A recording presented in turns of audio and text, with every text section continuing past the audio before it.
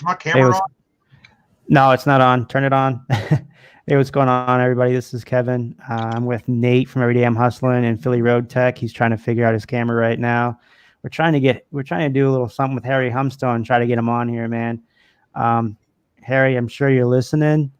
The link that in the chat, click it. It'll say StreamYard, and then just follow the prompts. Like it's going to tell you to create your name or whatever, and then it's going to ask you to make sure your camera is all set. Do it, and then you'll be good to go, man. Oh yeah, here you go. I got you, Philly, in here. There you go. What's up, buddy? Hey, how are you? Man, I hope he does this. Man, this is crazy. He hasn't wrote back or sitting all here. Anyways, how's all your nights doing? Oh, not bad. Just got home. Yeah, same here, man. I'm exhausted. I had a nice, pretty good haul today. Man, my girlfriend she didn't aggravate me, but we're doing a little $50 challenge with Dumpster Dive. Dad, Scott, and Clay and Brian from Texas Treasures. We're doing a little $50 challenge, and you got to go to the garage sales and or the church sales. I went to go to a church sale tonight because we found a really nice one on Facebook, and she sent it to me Friday, and we're like, or it was Thursday. We're like, we're gonna go Friday because we thought it was gonna be 6 from 8 Friday. We get there, bro. So I left work a half hour late, right? And then there's Harry and Bill. Let's get Harry and Bill in here. Oh. And I'll keep this story going. Hey, you got a whole stinking room full. Yeah. Let's go. Yeah, here we go, guys. This is my first hangout in 4 years. Welcome. Not anything. Hold on. Let me hit the volume. Yeah. So anyways, there we go. So I'm telling them a quick story real quick. So we get all the way down. So I leave work half hour late. I'm like, oh my God, I'm going to miss this sale at 6 o'clock. It's fine. A little after 6, we'll get down there. Because it takes about a half hour to get to my house and then another 40 minutes to get to Vero Beach. So we're rushing. I get in the car. It's like 6 o'clock already. And we get down there. The parking lot has nobody in it. And I'm like, Ashley, are you sure it was today, 6 to 8? And she goes, yeah, I swear I drive. And she's like, no, there's people in there. I'm like, babe, there's not even a car in this parking lot. What are you talking about? So we get out and the lights were off. It was yesterday at 6 to 8 p.m. I'm like, I missed the early one. And then I won't be able to go tomorrow morning because I'm watching her son because she's got to go do work in the morning. I was bummed, man, because I was able to look at the inside from outside and I was like, man, they had some really nice stuff. It was a big community church sale they have going on in there. And I was bummed because I was going to use my whole $50 there. So, yeah, that's that. Yeah, hey, everybody. So we got Bill Stoner in the house, co-creator of the Thrifting Lounge. And then Harry Humstone. Me and Harry are going to try to work out a deal here with some of his NASCARs, man. Some of those dirt cars. One car. Yeah, one. Can you hear me? Yeah, I can hear you good, man. You're good. Where's the live chat? How can it's going to be pop up. Are you on your computer? Yeah. So do a new tab and go to my YouTube channel. Just make sure you mute it so you don't get any feedback. Yeah.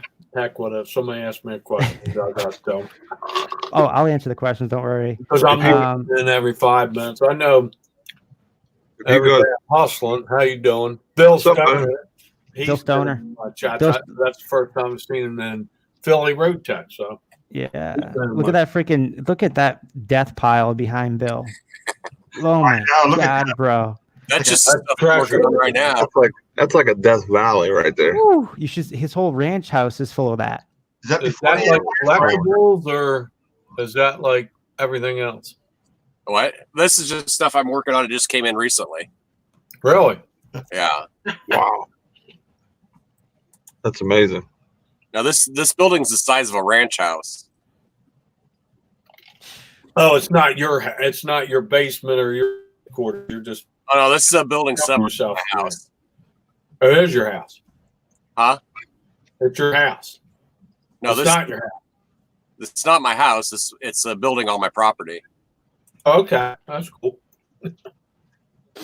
All right. So let me get to the chat real quick. Try to see if I can get a couple more people in here before we start discussing what I know I came here for. Nurse Flipper said I figured out my Premiere. Thanks, Kevin. You're welcome. No problem. I hope you got that set up. If you do, put it in the chat so some people can see your Premiere. Here.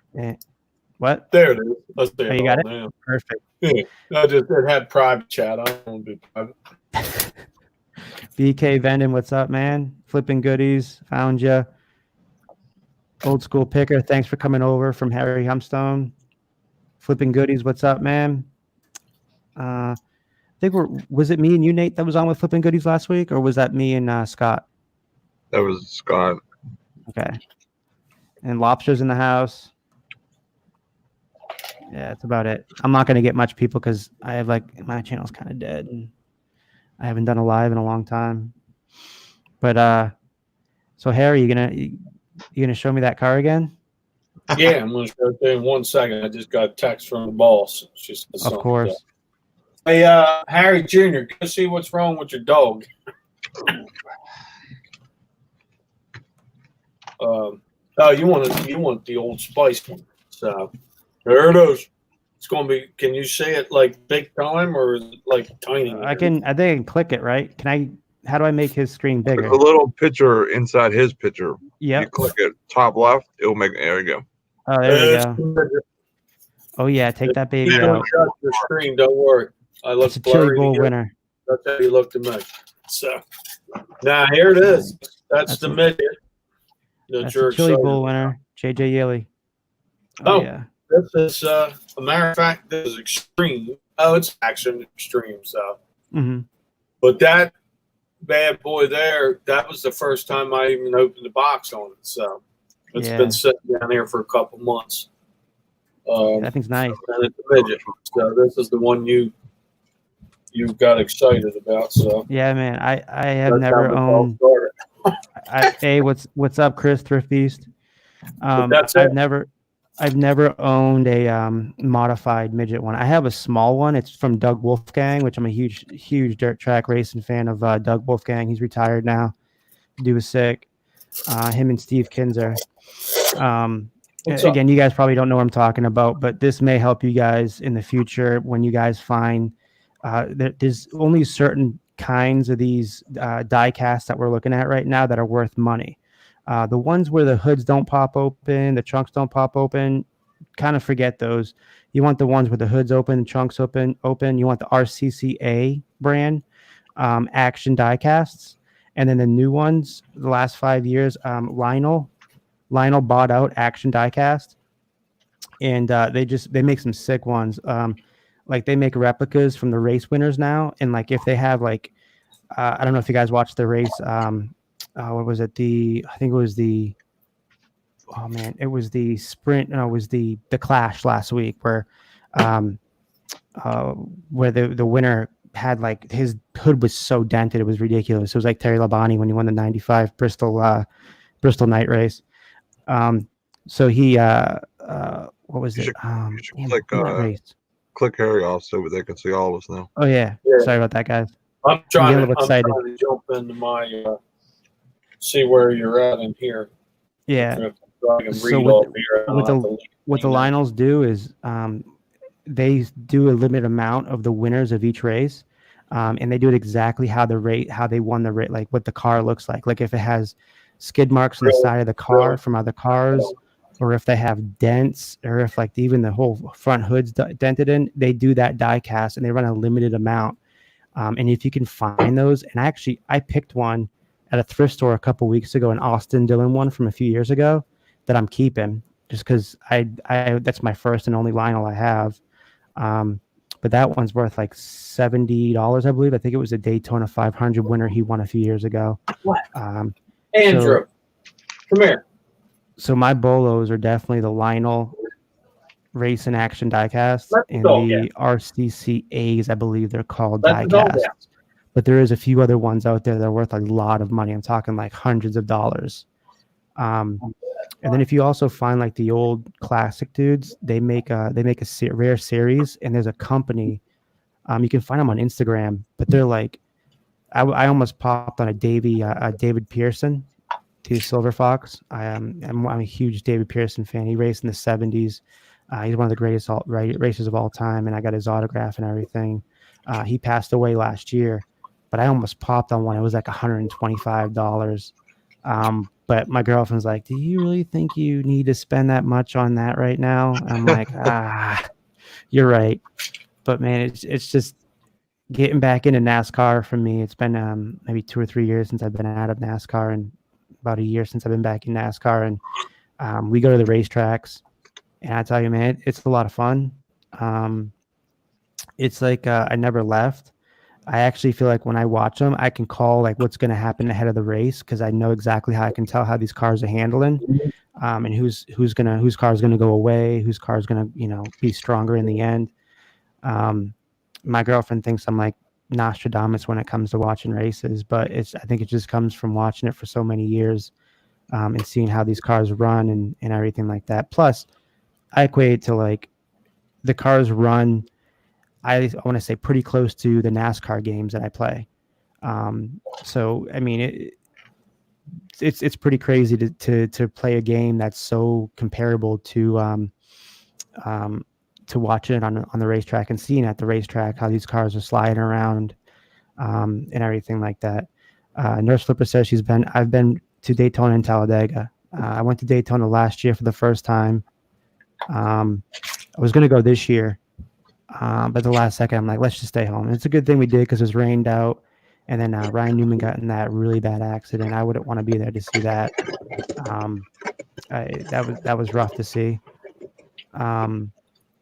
But this year I'm going to I'm going to go to Bristol in April. Going to go back to Charlotte for the Coke 600, and then I'm going to go to Homestead next month, and then finish it up in September and go to the Darlington, South Carolina Southern 500 race. So anyways, how you guys doing tonight? I'm doing good. Yeah. I'm sorry I'm talking so much. I'm just excited for that car. Guys are quiet, man. Yeah. I'm just talking for everybody, I guess. That's all right. You're telling a story. Yeah. But can I see that Richmond? Kevin, now we're on first name basis, but email me at the Harry Humstone. I did. Mew Mew Zooey is my daughter on my email. It was Thrifting Lounge, but the name, the way it shows up, the emoji is Mew Mew Zoe. My daughter changed my name somehow. I don't know how to change it back. I thought like an Oriental chick was the Asian chick was trying. No, that was me. What the heck? Yeah, my daughter changed my. Once in a while they'll follow you on here, and then they'll they want the come to America. So, yeah. Whatever. So what do you think about on price on that? We'll do it over email. We'll correspond that way. That's how we'll do it. I'm not going to don't you won't get ringed. What other ones do you have? Everything. How you want to pay? That's the big thing.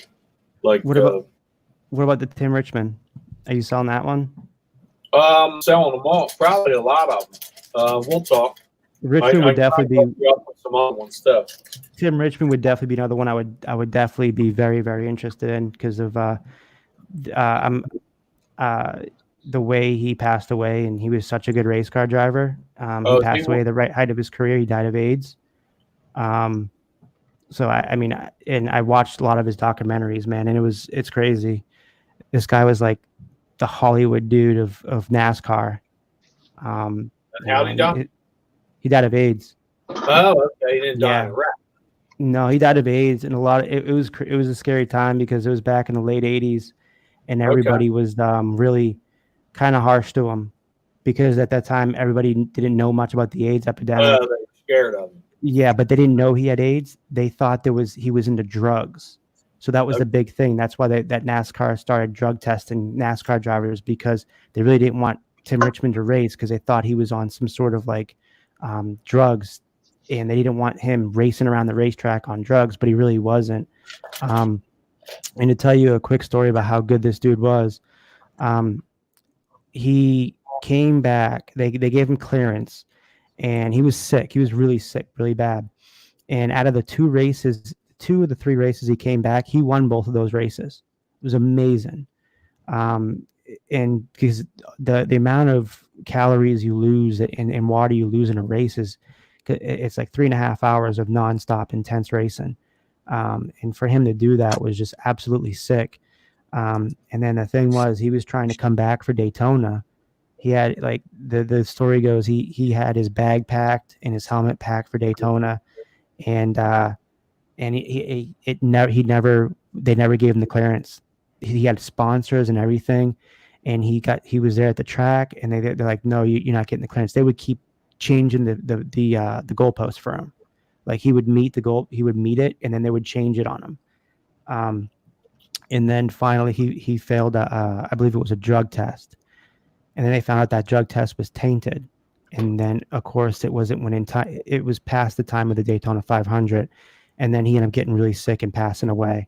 But his mom still has his bag packed and everything. Never opened up that bag. Still has his bags and everything, with his helmet in it and his fire suit.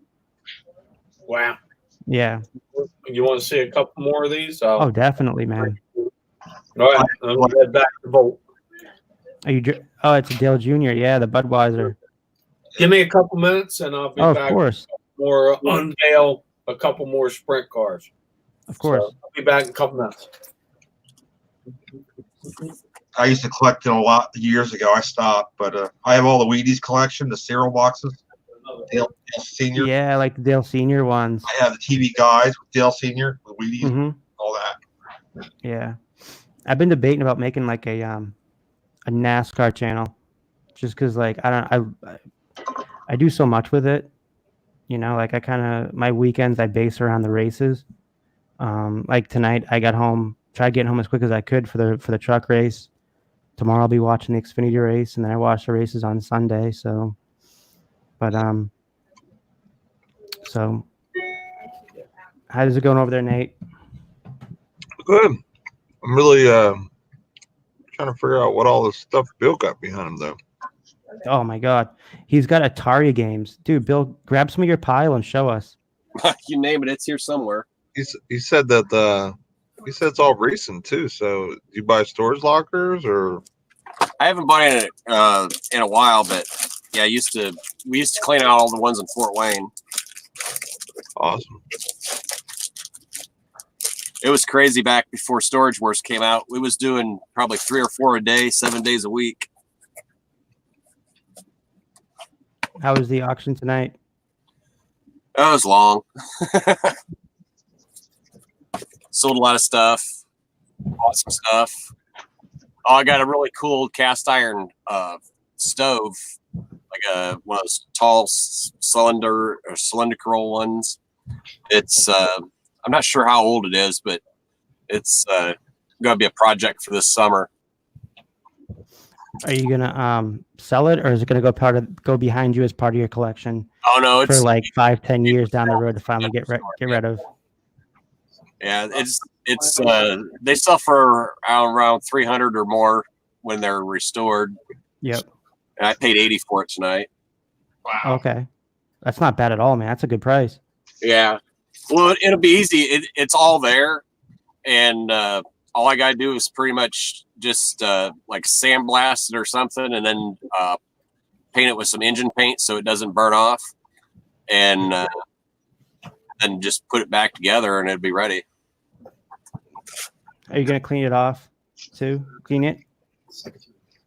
I'm gonna sandblast. It's kind of got the kind of rusty on the outside. Yeah. Right now. Yeah, so I'm just gonna sandblast it and then just repaint it. There isn't any structural stuff I have to do to it though. It's really nice. Man, that's a good find right there. Yeah, this guy that was bidding against me, there's only one person bid against me on it, and he didn't start to bid.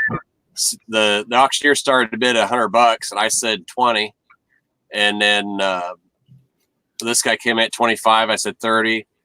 He said 35. I said 50. He said 55. I said 70. And he said 75, and I said 80, and he didn't bid anymore. Oh, really? Yeah, he's like, well, I guess you aren't going to stop bidding, are you? I was like, no. I only planned to go up to $100 on it, so I guess I saved 20. What's cool? Is it a Potbelly stove? Old school picker wants to know. It's about, I don't know, maybe 4 feet tall or probably about 4 feet tall, and it's got a door at the top and a door at the bottom for the ash, and it's got 4 legs that come down on it, and then the body of it's kind of like a barrel, but it's got this fancy stuff that sets on the around it. So it'll be pretty cool. I have a picture of it up sometime. It's still strapped in the back of my truck right now. I bet you that thing was heavy. Yeah, I loaded it myself. Damn. No help, huh? No. Well, I'm one of the last people to leave the auction house because I update the website and everything before we leave. So about the only one left is the auctioneer and his mom. Yeah. And now you get, what were you telling me the other day? You get discounts at that auctions. Well, I don't get discounts, but I get to see everything that comes through. That's huge. Yeah, I go in on Thursdays and I set up, well, I've got some videos up of setting up the auction. I go in the Thursday before the auction and then and set it up. It takes all day because it's got all the furniture and everything needs to be cleaned and set up. And he has somebody else sets up the smalls up front. And then I go back in about 5 o'clock on Friday after setup, and we put everything up for auction. We usually have 2 rings going at the same time. That's awesome. Dude, I wish, oh my God. I don't know. Eventually I feel like I'd like to dip myself. I haven't been in an auction. I've only been in one auction in my life, and it was really weird. It was like, kind of like it was a really strange auction. This one guy ended up showing another guy his shotgun outside in the parking lot, and it created a huge ruckus, and he was kicked out. It was the guy I came with. I literally had to walk home, and I lived like 4 miles down the road. I was like, what the hell just happened? And I bought stuff there. It was crazy. I learned the lesson. Always go myself. Like if I go there, I'll meet somebody there, but I'm never going to go with somebody again because I had no ride home. It was crazy, man. But I got some good stuff from that auction. I got nice painting. Really did. There was some nice stuff that just didn't go that much. But back then, I really didn't know much about, really anything besides clothing, because that's all I was doing about like 9-10 years ago. I bought a DJ light tonight. It has four round LEDs. I think it's called a DJ light or something like that. But I didn't pay very much for it, maybe $5 or something for it. And they sell for like $80. Yeah. I like getting stuff there and reselling it. Well, I got a bunch of Mary Kay again tonight at the auction. The auction, the last auction 2 weeks ago, they have it every 2 weeks. And the auction they had 2 weeks ago, I got this whole box of Mary Kay stuff. And I sold this one and this one today for $45. So that pretty much paid for everything I bought at the last auction. How much did you get for those? Huh? How much did you going to get for those? I sold this one for 25 and this one for 20. Nice. I just listed those earlier today. But I got a whole box of that stuff back here. I haven't even got it all listed yet from what I got last time. Dude, you guys in the chat have to watch Bill Stoner's a couple of videos ago. He's like going through his death pile, as you can see behind him, and he has like these vintage Sega games, right, in the Sega Genesis. I got some Sega games right here. Yeah, you're gonna pull them out. I knew you would. Yeah, I like Sega games. Jurassic Park. That's Sega CD. CD. Oh my god, remember that game Echo? I used to play that game when I was younger. I played all these. They all work. You have any regular Sega games? Yeah, I think they're in a box. They're in a box behind me somewhere. Dude, I just bought an old Sega, so depending on what you want for them, I would like to buy some for my personal. I have no idea. I haven't looked any of them up yet. What's up, dude? There's another one here somewhere. Dude, that is how many years and years of that is that just hoarding right there behind you? This stuff, most of this is just new stuff. Go. Yeah. Wow. Right. I would just love to pick your stuff over there. No, this stuff's all new stuff.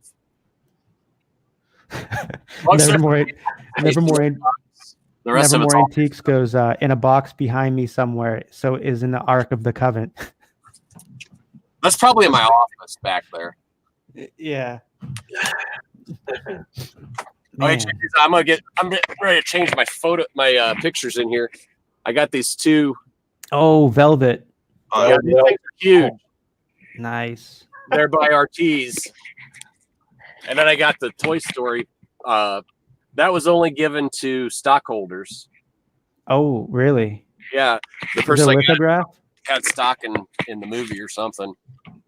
Man. How much do you think that's worth? I don't know. Probably not a whole lot. It's from Toy Story 2. Yeah. I got these lion though. I got those for $1 a piece at a garage sale. Wow. That's a good flip on the velvet. I always grab velvet paint-ins. Well, I haven't seen them since I've came back. I've had 3 of them. They sold pretty quick. I had the bull. My favorite one was a bull one that I sold for $100. It had all those wild colors, and it was a Mexican artist. But those are pretty nice. Yeah, I just bought one tonight. It's a bullfighter with a matador. Oh, did you? Yeah, it's about it's nowhere near as big as those. It's only about that and like that. Yeah, those are one of the highly sought after. The bull ones, the Elvis. Oh man, what are the other ones that are good? The Jesuses. Yeah, that's one thing. I do have a Jesus, but I don't have the Velvet Elvis anymore. Yeah, it was as big as the Lions. He was in his white suit, the classic white suit. With yeah. I think I sold it for like $200 though. I think that's why I don't have it.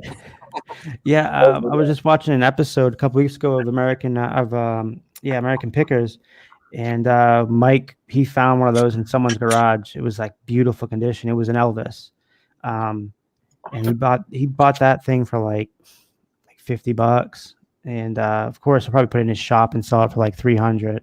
Well, with their followers, they sell stuff for probably it's worth anyway. Yeah.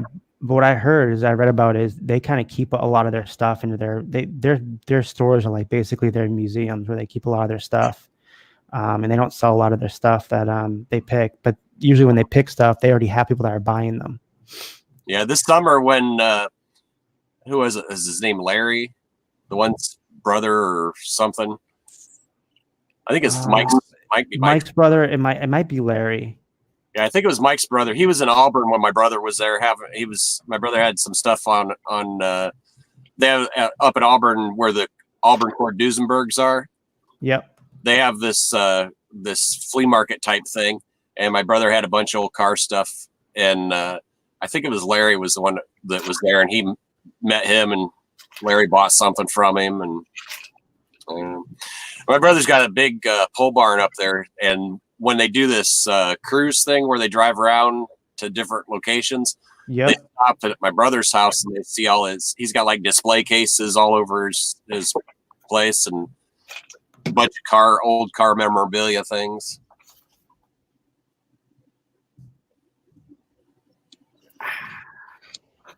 That's what he should do. My brother should do a YouTube video about the old car stuff. Oh, he just got a tattoo. He's 48 and he just got his first tattoo. And it's the big flaming eyeball. Yep.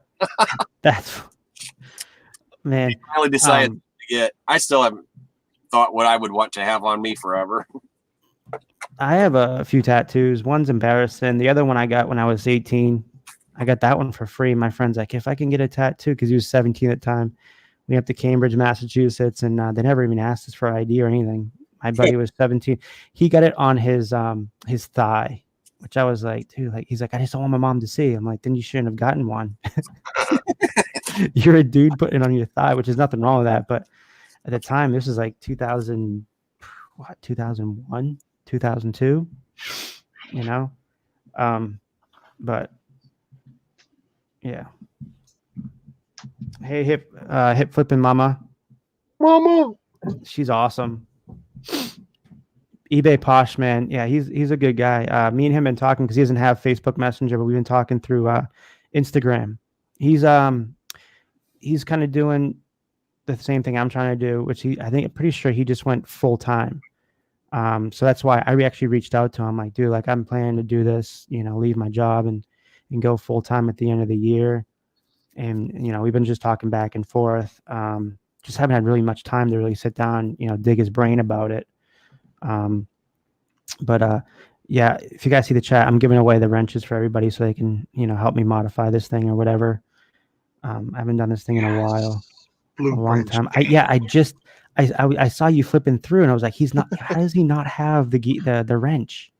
I don't get it. So I gave you the wrench. Oh, that's why you weren't in my my premiere yesterday. That's why you were at work. Yeah. Yeah. So I was giving everybody a free wrench for that. But I miss all the good stuff. There's always a replay. Right. Yeah.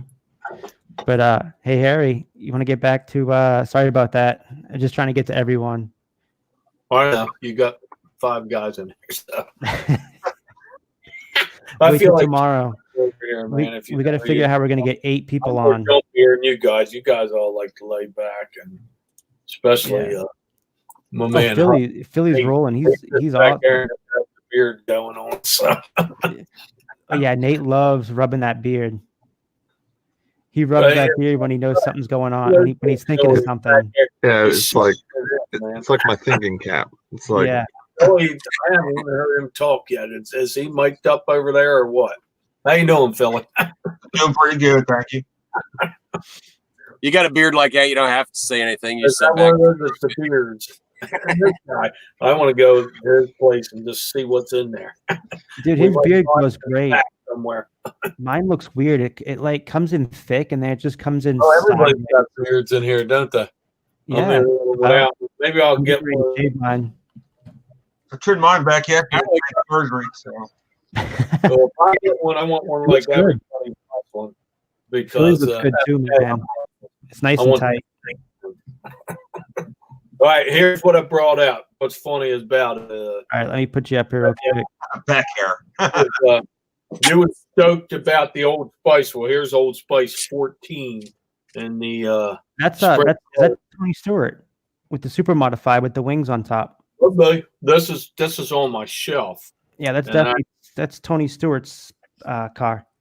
I think this is an ADC one. I don't think that's Action, but I don't hold me to it because I'm not an expert. That's one I brought out. This is one that's never been opened. This one here is Joey, that guy. Is that Joey Logano? Nah, he's Saldana. He's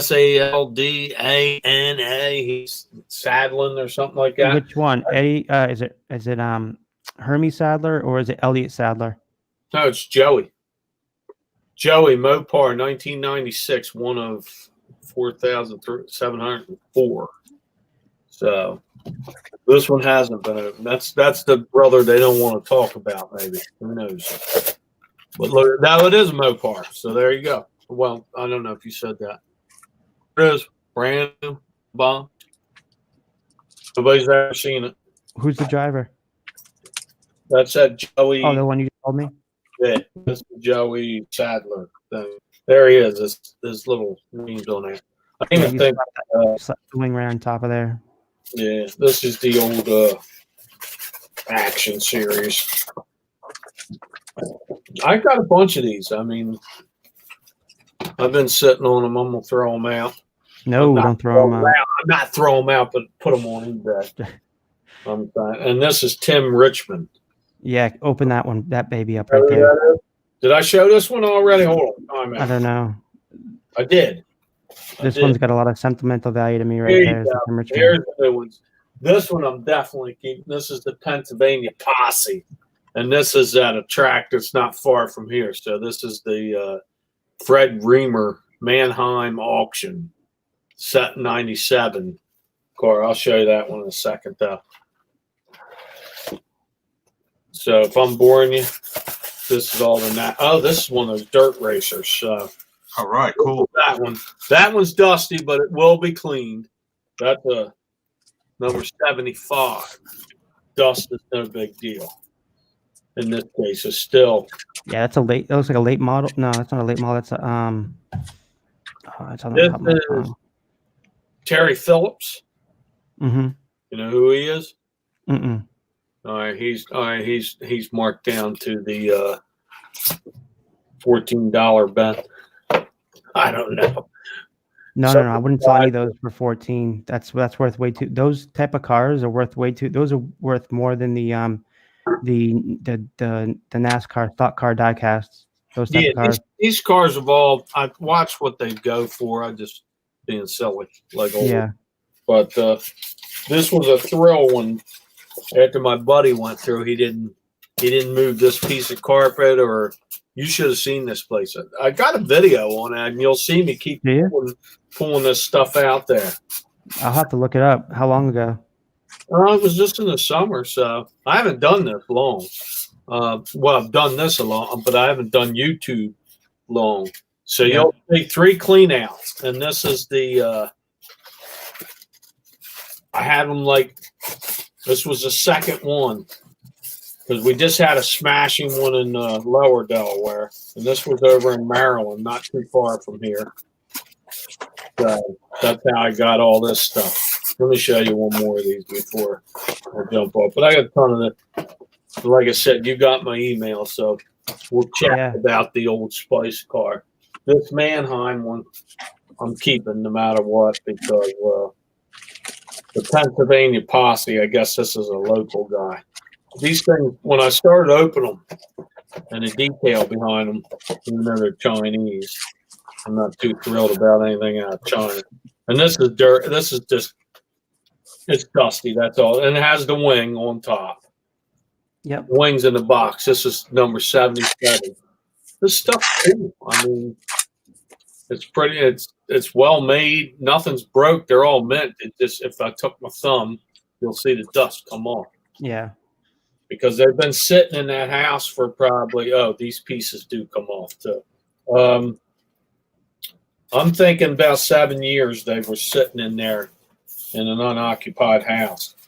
And it was broke into because everybody wants to steal the jewelry and they look for guns. And all the other stuff just sits there. Yeah. And that's when this stuff was all going in a dumpster. If I was a day later. I can't believe that. That's crazy. You should see the collect. Every time we went in one of these places, you can make it small if you want. But every time we go in one of these places, they're going to throw this stuff in the dumpster. And I've been in like 10 of them. Every time I get one time I got a collection of China. One time I get a collection of NASCAR. It was a hodgepodge in the Georgetown place in Lower Delaware. It was just tons of stuff, vintage Nintendo and Pioneer stereo stuff, and it was just great picks every time. And everyone works. And that place didn't stink either. The one in Georgetown. This place was horrible. This had the clothes. You were walking on top of 2 foot of clothes. You can't open doors and you can't close them unless you get it all out first. That's how these places are. Sounds like that last one I cleaned out. You had to force the front door open, and there was a path in the front door to a chair. The rest of the house was buried. Mm-hmm. There were thousands of pizza boxes and 2-liter bottles. This one had 3 floors, and the top floor, when I went in there, there was that damn Annabelle stinking doll on the floor. Oh. That scared the hell out of me. So Forget that. I said, that damn thing, and it's the real one because it's a Raggedy Ann doll, and that's supposed to be the real Annabelle, not that ugly thing they show in the movie. But I said, that thing jumps on me, I'm running out of this house, and I ain't coming back. But it didn't move, so. But there was a hole in the ceiling, and the rain was just coming in. If the elements were coming in, so that whole top was destroyed. We went to do a clean out on one time in Auburn, and the water pipes upstairs in the bathroom had burst, and the water was still on. And this was like in the middle of winter, and it was so cold out that the water had ran down into the living room through the floor above, and there was like this huge ice waterfall. You could see the glow from the kitchen doorway that was behind the waterfall, but you couldn't go to the kitchen because there was like 2 feet of ice in the wall. I haven't seen ice, but I've seen rain coming in because we went into the last one was in Wilmington, and that's our big city in Delaware. Cause, we got all these monster places in Delaware, but the rain was, as soon as we go in, there's a hole in the floor, and the rain's just coming in from that open spot. But that's the only place where the rain was coming in. That house was pre-picked, but there still was plenty of good stuff in there. Stuff and all that crap. It always freaks me out when you walk in and there's like plates still on the table with rotten food on them. And I haven't seen that yet. Yeah, some of them you go in, it looks just like the people just vanished right from the house. I've seen, there's always, I open the refrigerator because I get in the ice box because people hide money in there. But it's all just solid, almost ice, and there's some frozen dinners and a couple steaks up there. And the refrigerator, you open it up, it's full of mold and milk and stuff that's been in there for 9 years. So yeah, it's a science project, that's for sure. Definitely. I usually duct tape them shut and move them outside before I open them. No, the big thing is we don't have to clean it out. We get in there before the clean out guys come in because my buddy's got, he sells the flippers, the roofing stuff. So they let us go in. We go in, pick what we want, and then the real clean out guys come in. Yeah, we were doing something like that through the auction house. The guy that owns all the properties, he has a lot of rentals, or he'll just buy a house that's repossessed, and he'll send us in there to go through it and find anything worth selling. And then we'll pull all that stuff out, and then the cleaning crew comes in behind us on those. But I used to do the ones where you go in and just take everything out. You have to change locks, winterize the plumbing or furnace, whatever there is, and board up the windows and all that fun stuff. I'm too old to do that. I just want to go in, put a mask on, and pick and choose. And that's a good thing. For me, I'm lucky. We went into one here in Fort Wayne, and as soon as I walked in the back door, I turned right around, walked right back out because the whole place was covered in black mold looking stuff. The basement was full of water all the way up to the upstairs. Oh my God. So we went and got the pump. Yeah, a pump that has like a fire hose size hose on it. And we had to keep shutting it off because we was moving so much water out of that basement that the sewer couldn't handle it down on the street. Wow. Okay, where all this stuff came from, this was a black mold house, and I just wore the mask. That's all. Wow. So you literally got that stuff for free. Yeah. I get a lot of cool stuff for free. Dude, that's a like I said, you don't get. There's a little bit of jewelry left behind, but I always give it to the guy I'm with because it's his pick. And so I said the money and the jewelry. But we always will look in the closets and you'll see that you'll shake that Band-Aid thing, and there's the money all the time. You'll find some old silver coins or something. It's cool stuff. I've done it several times. One time, the coolest thing was I was pulling out a lot of glass at the time. So I go in the bureau and I'm getting clothes out to wrap the glass so it don't break on the ride home. There's a little pink rubbery thing in there. So what the hell is that? And I go down to touch it, and it moves. It's a bunch of maybe mice in the drawers. Yeah. Wow. Yeah, for a long time. So you get to see all kinds of. I haven't seen any raccoons or anything run out, but other than that, there's rats and mice all over these places. But it's still full of treasure. Put the mask on and get in there and get it. That's the way. It's excitement to me. It's You never know what's going on. It's pretty much just like cleaning out a storage unit, except you got a bigger area and you have to worry about mold. There's usually a whole lot of mold in the storage units. Just plenty of mouse poop. Yeah. I kind of worry about that more because that mouse poop can have a dust to it. And Oh yeah, you definitely. that'll whack you, man. So I don't want any of that. I'll take the mold. Well, that one house, I turned around, walked out, and put on a hazmat suit before I went back in. Really?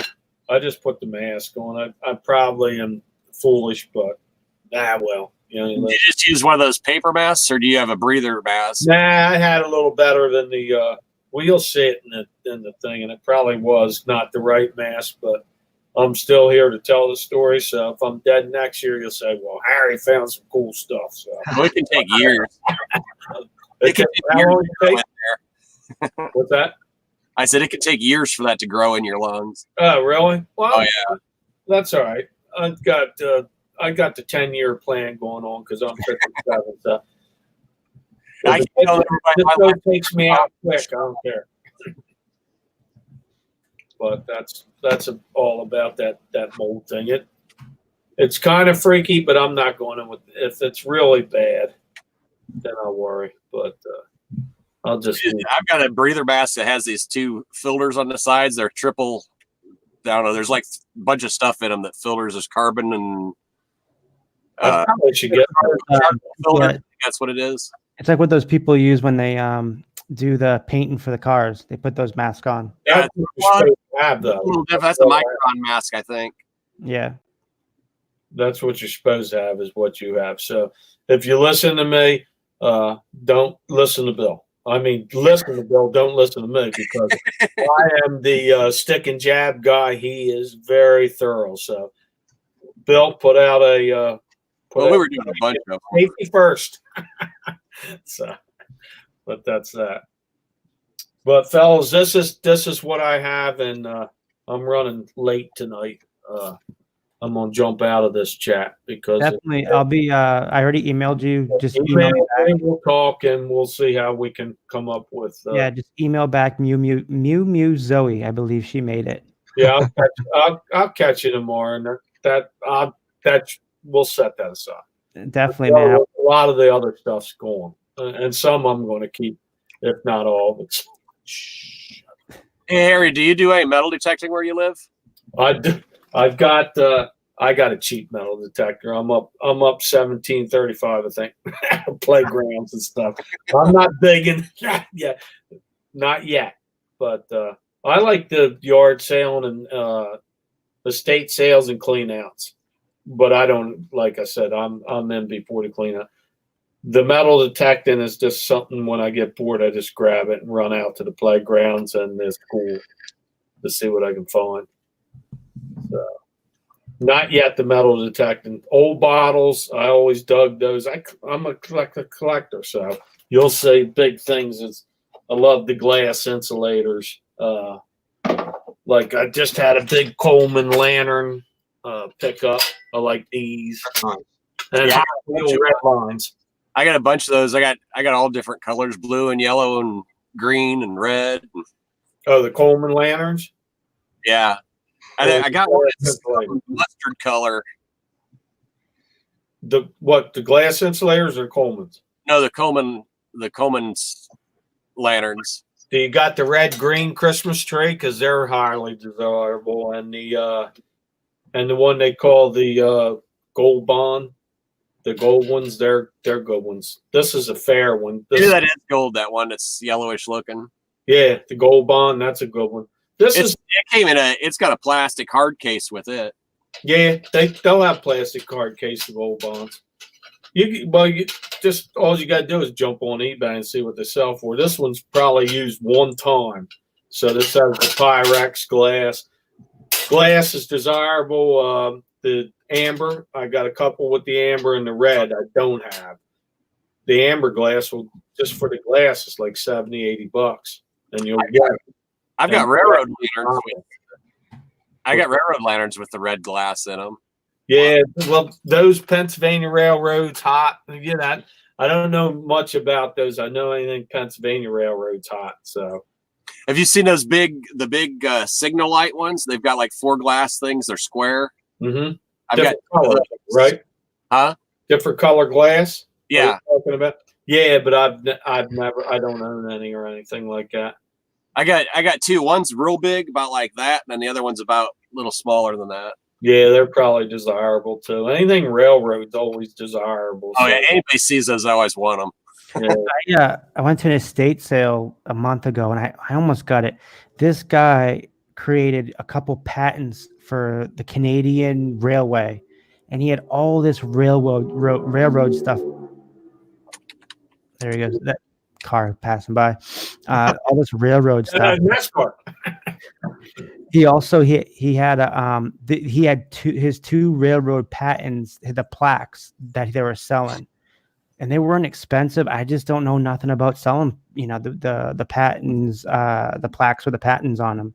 But it was pretty sick. He had a pretty cool collection. I didn't buy anything there. It was pretty pricey, but I remember the plaques with him with the thing telling me you have these patents on it, and I almost got them, but it was like they wanted like $60-$70. It was just too much for me, especially with not knowing what I could get for it.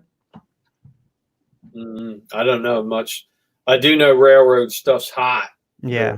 In my area, it'd be the Pennsylvania or probably that Baltimore, Ohio, B&O. I think that's what that stands for. That stuff's hot, but I looked glass insulators and stuff like that. The railroad lines had a bunch of them, so I know some of those get good money. It's all the color and the shape and all that. You got any red ones? Yeah, I have one red one, and it's got 8 normal one, or is it the kind that comes up with the ears on it? I'll show you. But they're commemorative. Red ones are not old. They're commemorative. I've got a cobalt blue. That's the monster of all the monsters. But I have a big red one. This was a commemorative jobber. Because according to the insulator people, the red ones aren't that big deal. But this is my red one, and that was from a show. And that had HH on it. So I said, I'm getting it. It's Harry Helmstead. So now what you need is one of those little things with the LED light in it that shines up through it. Oh yeah. Well, the good collectors all have them fancy. I just have them over, and I bought all that shelving not even a year ago to expand over that way. I'm taking back the basement because this is my basement. What's one like that worth, Harry? What's that? What's one like that worth? Red one with the ears like that. I bet you it's about that is commemorative. No clue. I haven't even looked it up. I'd be lying. I think it's worth more than 20 because this is Chicago. I think it's something about Chicago. I'd have to use a thing on here because I can't see crap. But being a commemorative, I'm not sure. Yeah, that's pretty neat. I've never had one like that one. What's that? I've never had one like that. No, that you won't. There was a person that I got these from that was a master collector, and you'll never see a collection like this, and I'll never see anything like it again. It would have filled my house. This house is over 3,000 square feet. It would have filled it. That telephone pole back there, that came from it with insulators. I bought like 50 insulators off of them, and that didn't even put a dent. There was a whole tractor and trailer full of them. There was a whole house full, and there was barns full of just 5-gallon, 10-gallon buckets just full. Holy cow. I know the green ones we almost can't give away at the auction house. Yeah, well, it's according to what they are. If they're Hemming Gray or the other one, they're not going to. They're not. There's like 3 of them But if they have something special on them now, or they've got the amber swirls, look at them always in the sunlight, and they got that amber swirl on them, then they're more desirable. So it's just like anything you collect. It's rarity and shape and if they're dinged up and stuff. I got purple. The cobalt blue one's the best one I had, and that got me collecting them because I went to a yard sale. Guy's got a box. Seen a cobalt blue one. I said, how much? He said $1. Bam. Wow. That driveway. Somebody's offering me some good money for it. I don't know why I've been watching because she'll make me sell it. But that's how it got me back in insulators, because my big love when I was a kid was to dig. And you'd find these once in a while when you dig old bottles, which I have a bunch of them too. But that's the insulator thing.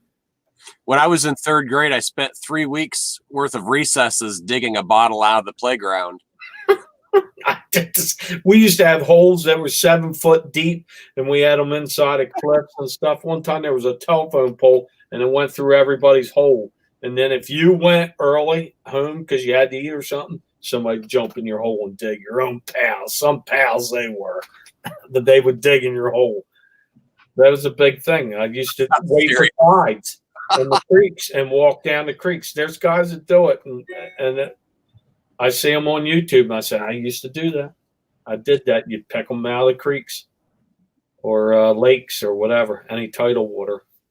My grandparents bought this house in 66, and in 55 they moved it from about 100 feet from where it originally sat. And there's back in the woods, there's like a field and then the woods. And on the one side of the hill, there's an old dump. And I've gone back there for years digging up stuff. Was it a farm? Yeah. Yeah, that's what every farmer had his dump in the woods.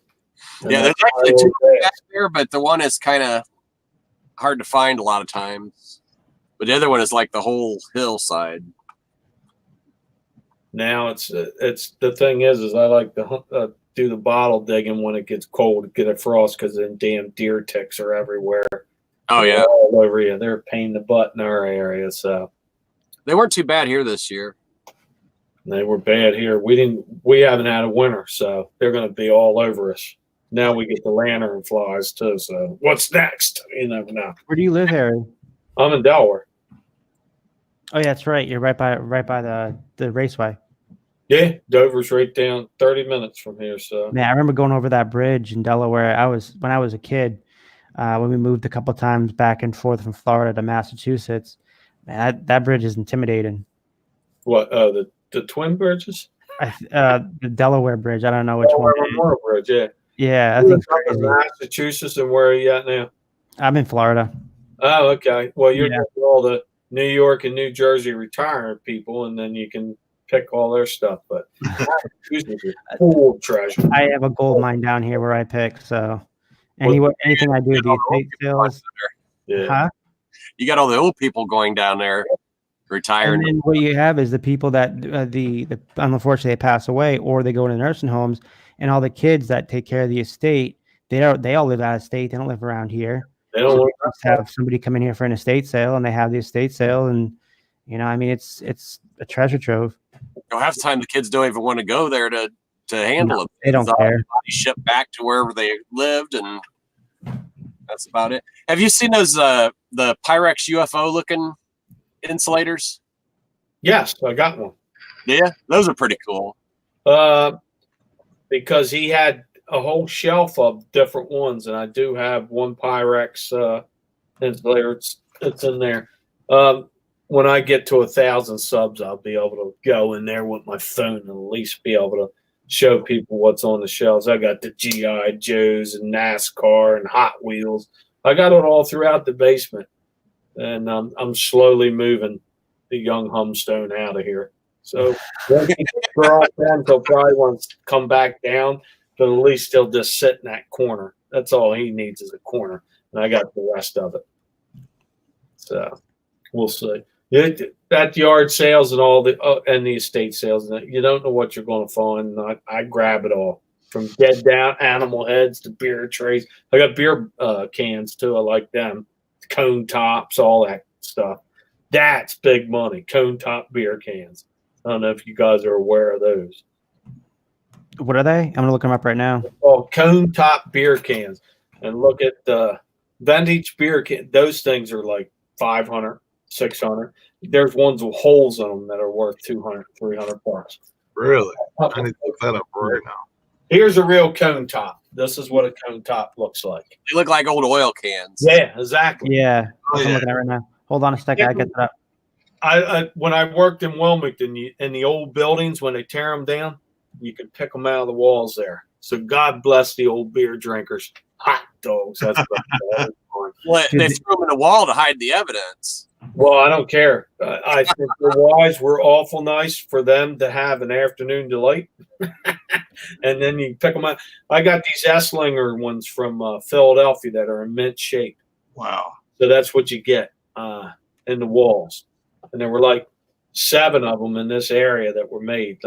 Diamond State, Kruger, and a bunch from Philly. And they're all like $200, $300, $400, $500. So I'm big. I got like 20 of these all together. I've heard those are like really, really highly counterfeit.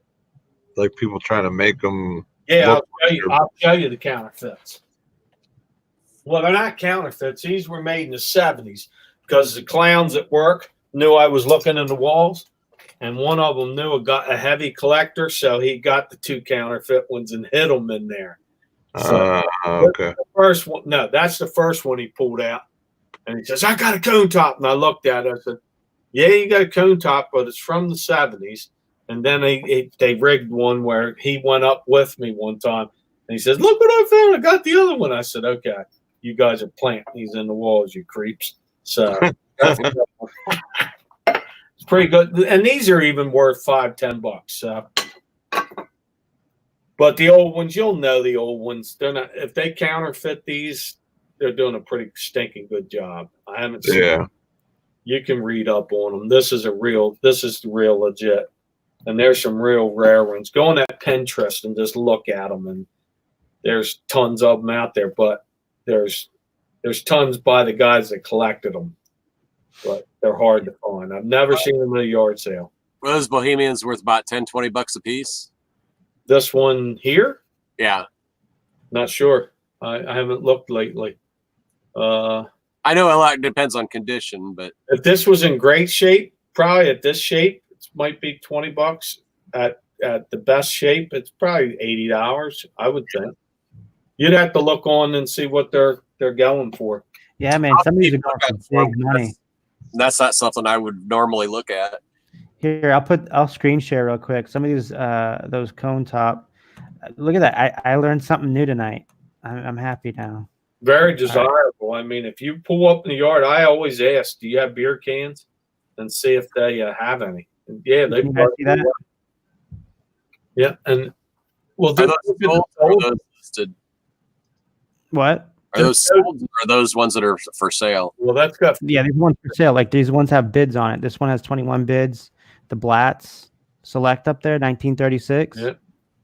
Right here, $92, 21 bids, and 20 hours left. Yep. And they'll really, I bidded on those where I thought I was going to get one, and at the last second, the price doubled. So Wow. Yeah, you have to have a sniping tool for these, and then you got to set your limit up a lot higher. yeah, I thought I had This one right here, 4 days left. Yeah. $178, 13 bids. You don't even see the real good ones on eBay either. You'll see once in a while some of them go in the $500 to $1,000 range, 500 to 1,000.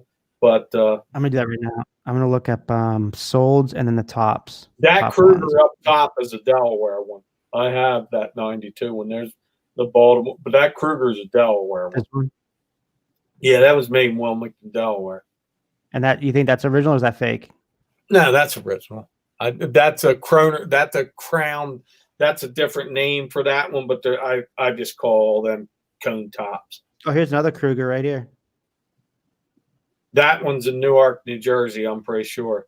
The original, the first canned beer was Kroner. It was the Kruger, and it was a flat top, made in like 37 or something like that.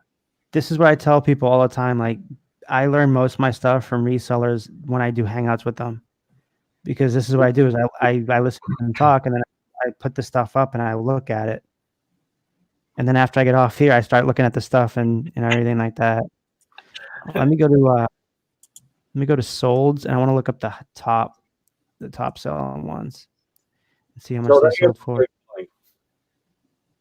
Let's go. Crazy. So you start seeing there's a rusty one for a buck, but there's 266 with 14 bids. So here we go, right here. Funny. All right, these are the top ones coming up here. $2,342. Ultra Club Sparkling Ale. Yeah, I got 2 of those. I'm going to keep those for a while, though. I'm kidding. Wow, that's Utica. This one's a nice burger beer. Yep. Cone top beer can. $1,601. 12-ounce Ortles. 93 Bach Crown Tainer. Oh my God, it's just, you'll see the different shape of that one, but it's still, they're all cone tops. I'm gonna start asking for cone tops along with video games when I go garage sale. I definitely just ask for beer can, even the flat tops that are opened with this tool. Well, hold on, let me take this off the screen share so you can we can see it. Beer cans are worth the pool tabs, no, but when they were opening them with this, that's when they're valuable cans. A lot of them, and if they're in great shape, 20, 30, 50, hundreds, any of them. I mean, and they're desirable too, even the flat top. They're going to have a steel thing. There are steel cans. You're not going to find them with the cap on there still, because it would have rusted through. So sometimes the cap's on there, but they put 2 holes in the bottom. But they're still desirable. They're still good. Just look at it. It's easy to figure it out real quick that they're highly collectible still. And beer cans are good. Not the pool tabs. You can get them all over the place. It's like the 65 on down, the ones from the 50s and the 40s. Big time money.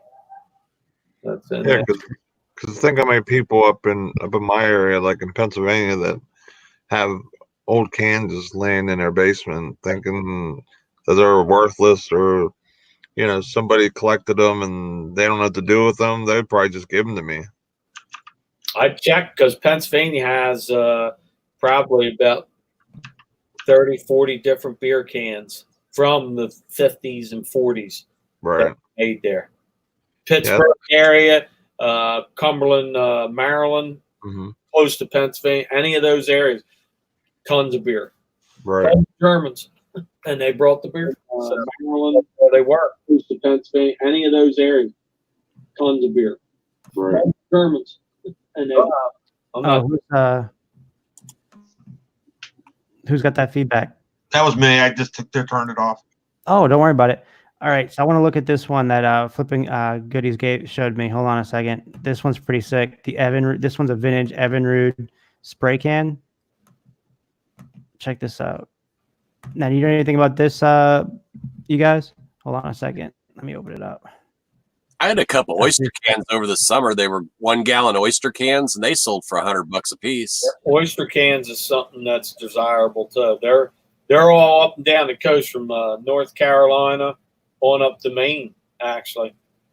I wonder what's really making this stuff like. I know the gasoline, petroleum stuff, and those little, oil cans and the spray cans and everything are going expensive. I wonder what's really I wonder if like American pickers really made that stuff really super hot. I think they helped the oil cans big time. Oh yeah, definitely. I found one of those rainbow one. Yeah, I found one of those oilsome cans in a pick up in the corner of a thing with the 50 weight oil, never opened, and that. Oh wow, thrilling! I went over top chairs and stuff. I seen it. I put a flashlight on it, and I said, "Is that what I think it is?" And he gave anything out there. He gave me for free. Then he handed me the keys to 2 sheds out in his yard and said, "You can have it all." I pulled old vintage shotgun shells, and the cases for what they were in are all desirable. I found cast iron pans. That's on Instagram. I mean, on YouTube too. When I went to his place, and he let me have. I took 2 carloads out of there, everything free. I was like, put it all over the place. Man, dude, that's some crazy finds, man, for free. It's lucky. And I always ask when I go up to yard sales, do you have this? Do you have that? Do you have that? Once in a blue moon, they'll bring out something and they'll say, yeah, I'll have it. And then I buy it all. What would you say the top 4 things you would ask when you go to the yard sales, when you ask, like Nate probably asked for video games. What is your top 4, Harry?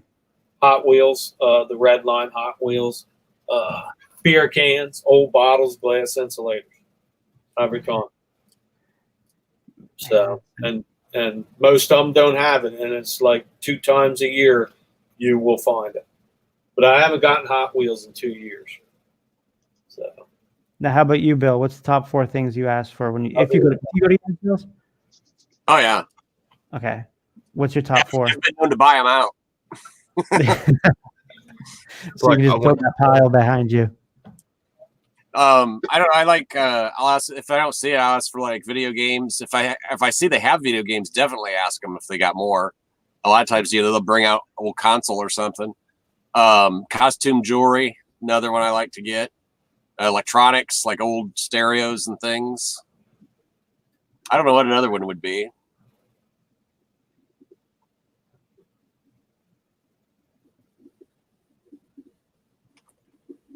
Good answer. Got a dead silence there for a second. I'm thinking. I don't know. Pyrex. Sometimes I'll ask if they got old glass or anything like that. Yeah, I mean, if I usually find the normal patterns for the Pyrex, and when I do, I buy them and I keep them for ourselves. Me and my girlfriend, our whole house is full of vintage items. My curtains are from the 70s that I bought off eBay.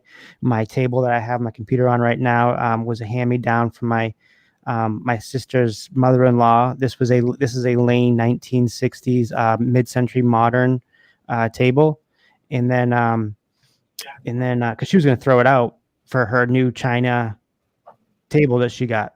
And I was like, don't throw that out. I'll take that. She threw out the what's that? The wine table. What is that called? The long tables that they had that you put like wine bottles in and stuff. Oh, I forget what they're called.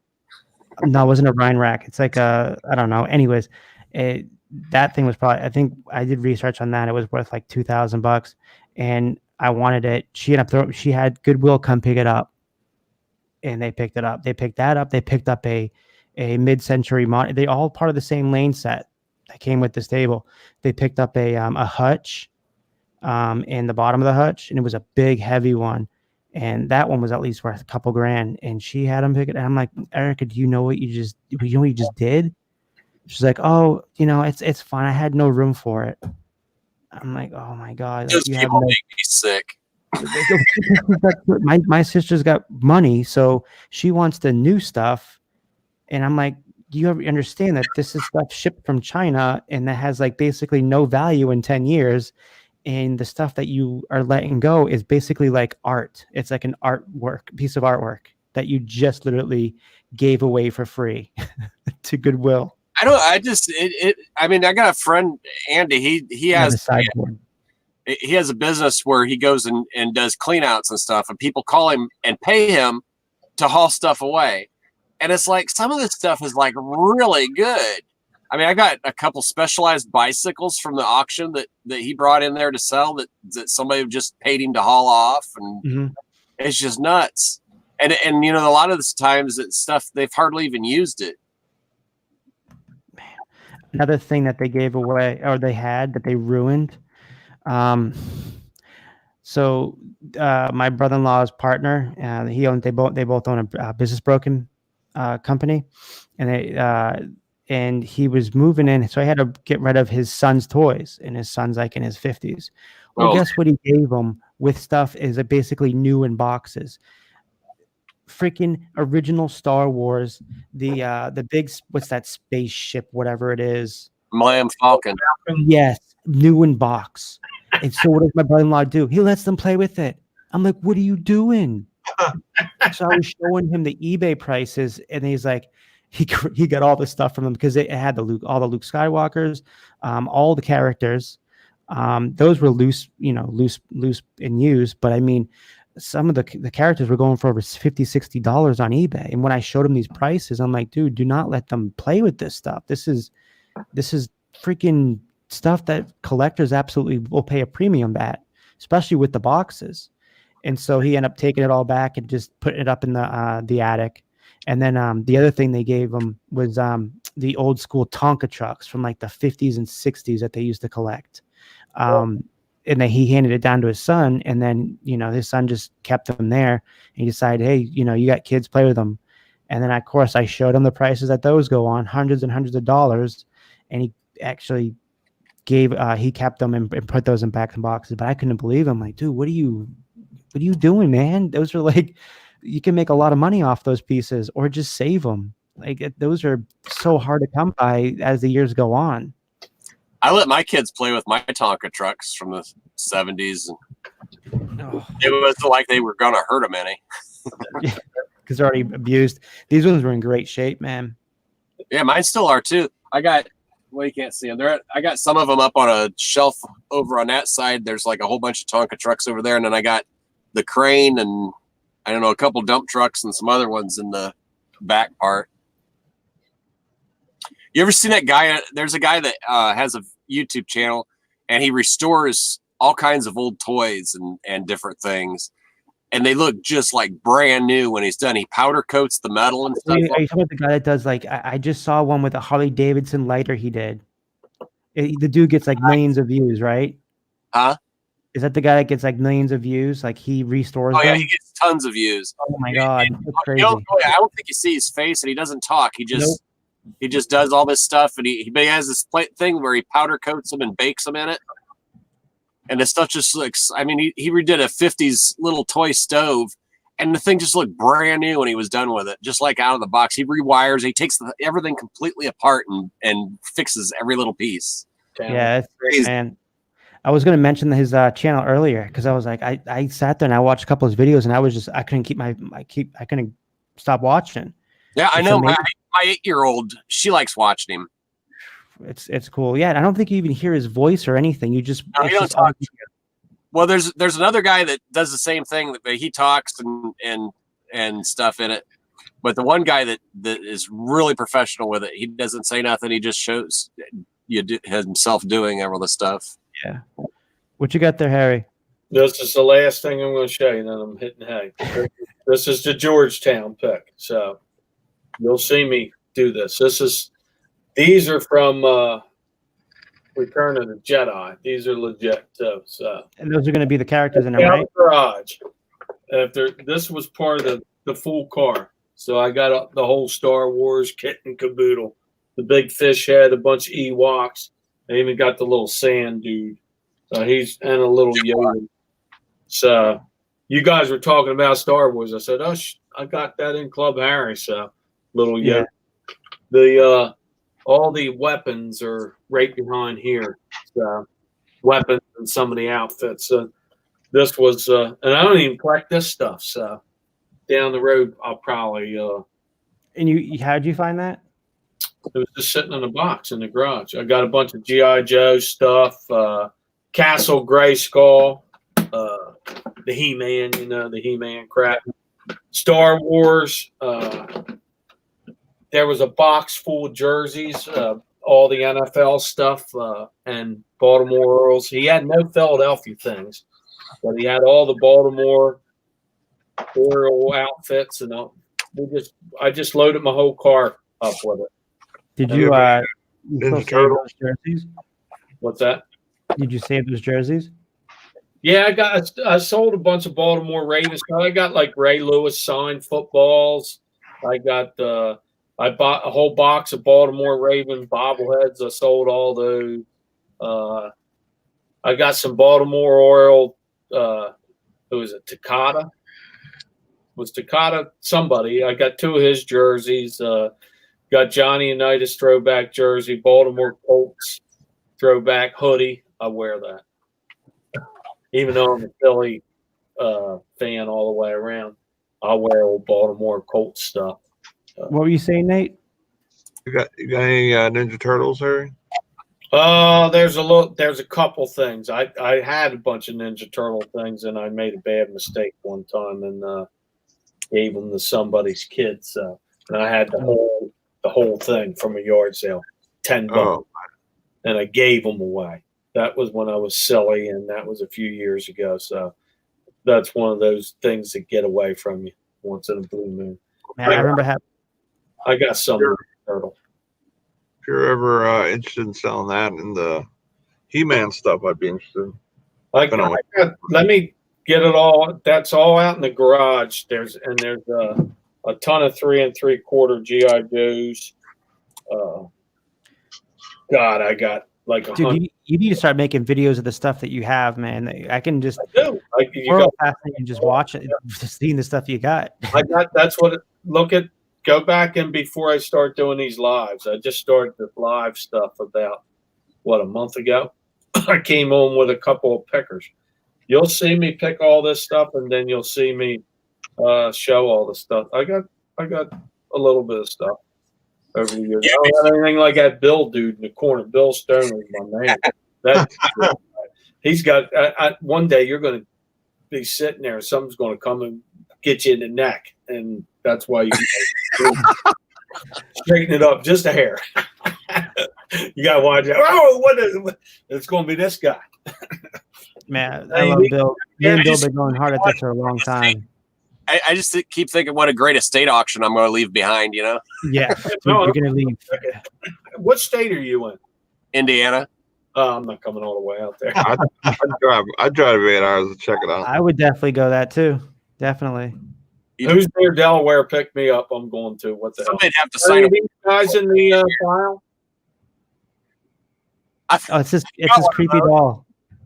Hey, Bill, do you got any of these Charlie McCarthy's? I picked him up today. I have the same one.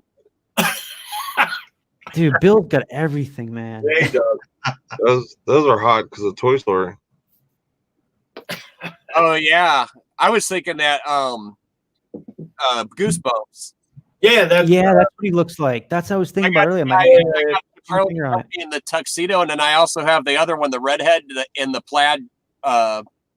With the freckles? Yeah, which one was that? From Bozo, wasn't it? Knucklehead. There was Charlie McCarthy, and then we was talking about the chat. We're talking about the old Sears catalog. They showed Knucklehead in there, or I was talking about it, not that. So Knucklehead's probably more desirable because he's rare. I picked up a Carolyn Channing doll in the box for $10 at Salvation Army. I think it was sometime last year, and I'm thinking that sold for like $150. I couldn't believe it was worth so much. Yeah, well, everybody wants the old stuff, man. The old stuff's cool. That's why I keep buying it. And once in a while you make a mistake, but I only paid $1 for it, so who cares? So if you lose $1 and you gain 50, I'm ahead of the game. That's the way I look at it. Oh, for sure. That's why I love this stuff. I've got that Darth Vader case from when I was a kid. See, this stuff I was a teenager, late teenager, so women were coming around, so they ruined all that stuff. So I wasn't into the Star Wars stuff, but I had the Hot Wheels, and my GI Joes were big guys, and stuff like that. We had an attic, so I ran over there and raided it before my brother could get in there, and he had no interest anyway. So got the old bottles and the GI Joes and all that crap. My biggest mistake was when I first moved to Florida. Like, I've been collecting baseball cards since I was a little kid because I used to love just reading the stats on the back and memorizing it. Mm-hmm. And I always loved sports. And man, I remember back in 95, 96, I collected everybody's rookie card.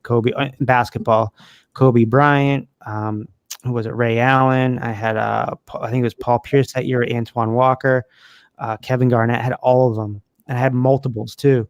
And then I moved down here. And I made friends with this kid. It was right before I started reselling. Actually started doing YouTube.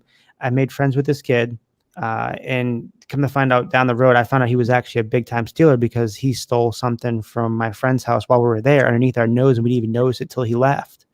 And then behind my eye, I was like, I should check on whatever happened to my baseball cards and my basketball rookies, because I had binders with Jordan, Bird, I even had a Wilt Chamberlain card. All of those, I looked for them. They were all freaking missing. I have no clue where they went. And this was like, man, 7-8 years ago. And all those years of collecting, basketball, I had baseball, I had hockey, even NASCAR ones. And I couldn't believe it. And I knew exactly, I put 2 and 2 together because it was around right after that time, like maybe a week after. I was looking for them. And they were gone. And the rookie cards that I've been seeing that sell for so much of the Kobe Bryants, the original ones, not the reprints, I had every single one of those. Every single one of those. And I had multiples of those. When that got stolen? Probably like 6-7 years ago. But what state? What part of the country? That was down here. I had my moved from Mass to down here back in 2011, and they were gone around 2012, I would say. And we lived in the same apartment for 3 years, so it was gone from there. It was horrible. That's Elvis cards from the 70s. Dude, you had everything. I had Batman cards when I was a tiny little guy, but that's one of the first things I kind of remember was the Batman thing and their Roar monster models and all that stuff, which I sold all that stuff when I first started jumping on eBay. How about you, Philly? What's your collection? What do you like to collect? I got a few things here. I'm new to the scene. Just started buying storage lockers and nice stuff. So I'm really new. So I'm basically just sitting here like a sponge, just soaking it all in. That's how I learned too, man. I love stuff. Dude, I had a guy. I bought something off Craigslist. I think it was like an older Globe. It was about a month and a half ago, and I went and he had those because he showed me all his listings and he may still have them on Craigslist. But it was like those kind with underneath, but I just couldn't pop them because I didn't know how much they're worth until after I literally went down the road and I looked. I just couldn't decipher the real from the fakes. So I kept going. Harry would like this. Steve Carlton. Yep. Phillies. Carlton. That is. That's he was pitching one all through my youth. So here's one. Nice. Philly, I noticed this was on. Wow. Like that. I got a chrome one just like it. Pete Rose when he did he broke the record for Stan Musial before he went to the next step. So that you got it that stadium in the day. I think Philly Picker's younger than me though. So a lot younger. So all in all, it's been fun for the short time I've been doing it. I'm kind of addicted now, so I can't wait to get back to it after I heal up from the surgery. So you'll probably find a lot of cool stuff in that area. Oh yeah. There's treasure all over Philadelphia, Camden, and that whole area. So that's you actually venture into Camden? Who, me? No, Harry or whoever just said Camden. I think it was Harry. That's the red zone. Unless I go in with police escort, I ain't going in there. I had to do my thesis on the first serial killer for college. The first serial killer in America, and it was a guy that came from Camden.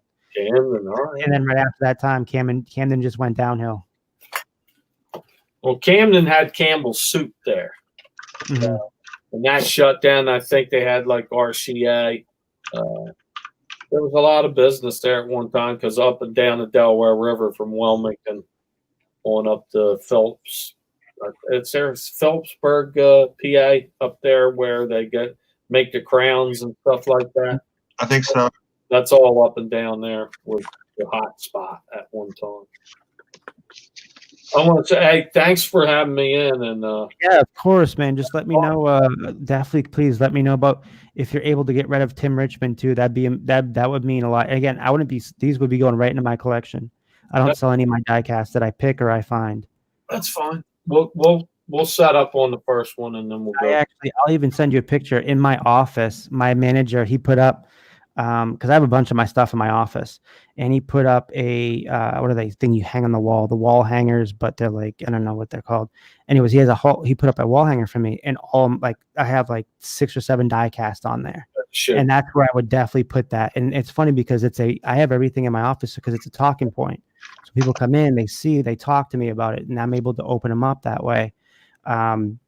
So, and people absolutely love it because they think that like I'm a young kid, I don't know much, but when they start realizing it, like I'm in the same, like I love antiques, I love vintage items, I love, you know, everything when it comes to what we do on eBay, picking and finding. So they're so surprised at the knowledge that I know that they absolutely love me. That's cool. Yeah. But again, thanks a lot. We'll be in touch because it can't get away. Because No, you're not. I know your channel, man. I'm always on it. But it's good to talk with everybody. And hey, Bill, I'm gonna come dive in your pile one of these days. Rather than Harry, well, if you sign a waiver first. Okay. Harry, I'll wear my mask. Harry, if you're around tomorrow night, Harry, tomorrow night around 9 o'clock, me and Bill, we have the reseller reunion with 6 other of the resellers we used to do this with about 5 years ago. Okay. Yeah, come on in and watch. You're gonna be on YouTube? Yeah, it's gonna be here, 9 o'clock Eastern tomorrow night. I'll check it out. We're gonna have a lot of people on. I'll check you out, and then I'll probably jump on.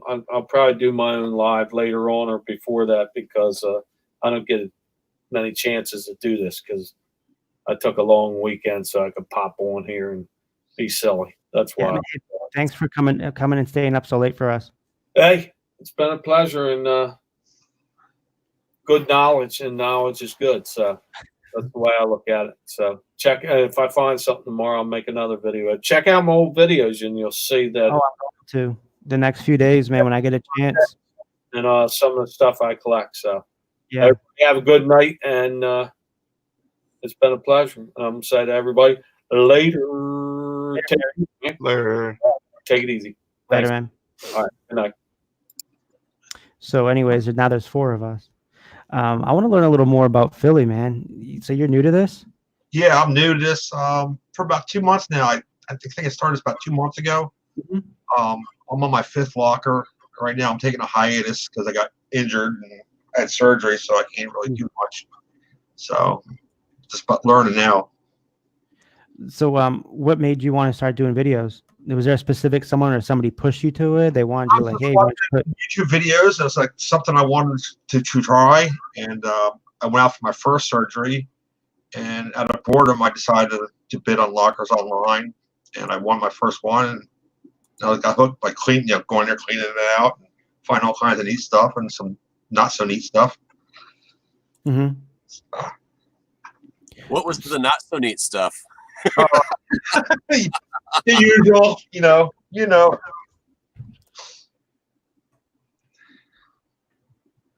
So boxes that vibrate and all that. Oh. Could you resell those boxes that vibrate? I might sell to you.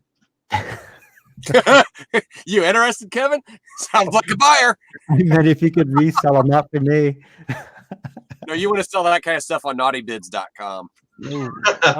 Bill, is that a real website or you just pulling my chain, No, it's man? a real website. I've sold stuff on there. Man, they had this. They were talking about this on Scavenger Life a few days ago, actually. How like someone was like, "Oh, we have some stuff that's like for like whatever sexual stuff. Should we do them on eBay?" And they're like, people don't come specifically to your store to look at your store. They come specifically because you have an item there. And, they're usually not looking at that stuff, or they come there for something different. They're not going to search through that unless they're looking at your store. And at that point, you obviously have something that they want. So that's not going to turn them off enough if you put that on there. I think they were talking about like old Playboys or Hustlers or something like that. Because I guess that stuff goes for pretty good money on eBay, which I'd never looked into. And I passed over 3 or 4 boxfuls of Playboys at the estate sale I went to 3 weeks ago because I didn't know they were worth anything. There's a lot that aren't worth anything. Yeah. If you sell them in sets by years, a lot of times you'll do better than trying to sell them by themselves. Yeah.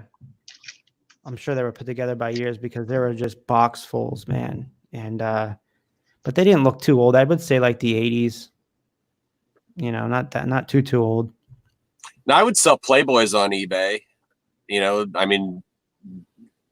If there was Playboy, isn't something that, the covers aren't that bad on them like they are on some of the other ones. Yeah. I wouldn't sell some of the more hardcore ones on eBay though. Even though they have an adult section, you can sell them in. Yeah, man, I remember.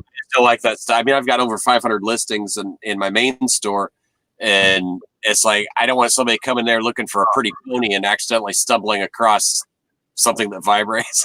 Yeah, like Philly did. Yeah. Man, Land Shark Picker. I don't know if he's still in here. I hope he's still in here. He said, "Who are you having on Thrifting Lounge?" Sorry, I'm just seeing that now. Bill, we got me, you, the Gilmans, Sarah and Dave. We got Mike Stone, Wesley Whedon, which Nate knows Wesley, which I couldn't believe. Yeah, Land Shark show too.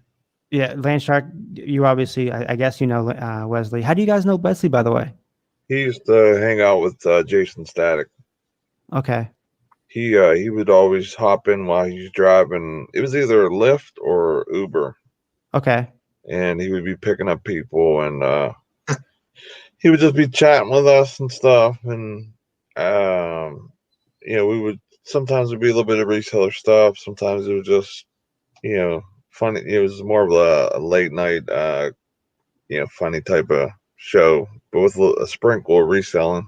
Yeah. But he hasn't done it in a while, so yeah, he's excited, man. Like I guess, man, Bill, they all seem really excited to come. Larry. Yeah, Larry Lafferty definitely coming on. He's one of the OGs with us. Tracy's gonna be on too, isn't she? Yeah, I'm excited too. Tracy was super excited to come on. That was the first thing. She hopped right in our group chat. She's like, "When are we doing this? I definitely want to do this." I was like, "Oh, I mean, if you guys look at put her channel in here, man. If you guys go to Tracy from Entrepreneur Girl, this girl's got like 2.5 million views. I think she has over 100,000 subs. Oh, I don't know. Man, she started like right a little bit after us, and she blew up. Man, that was crazy. But pretty.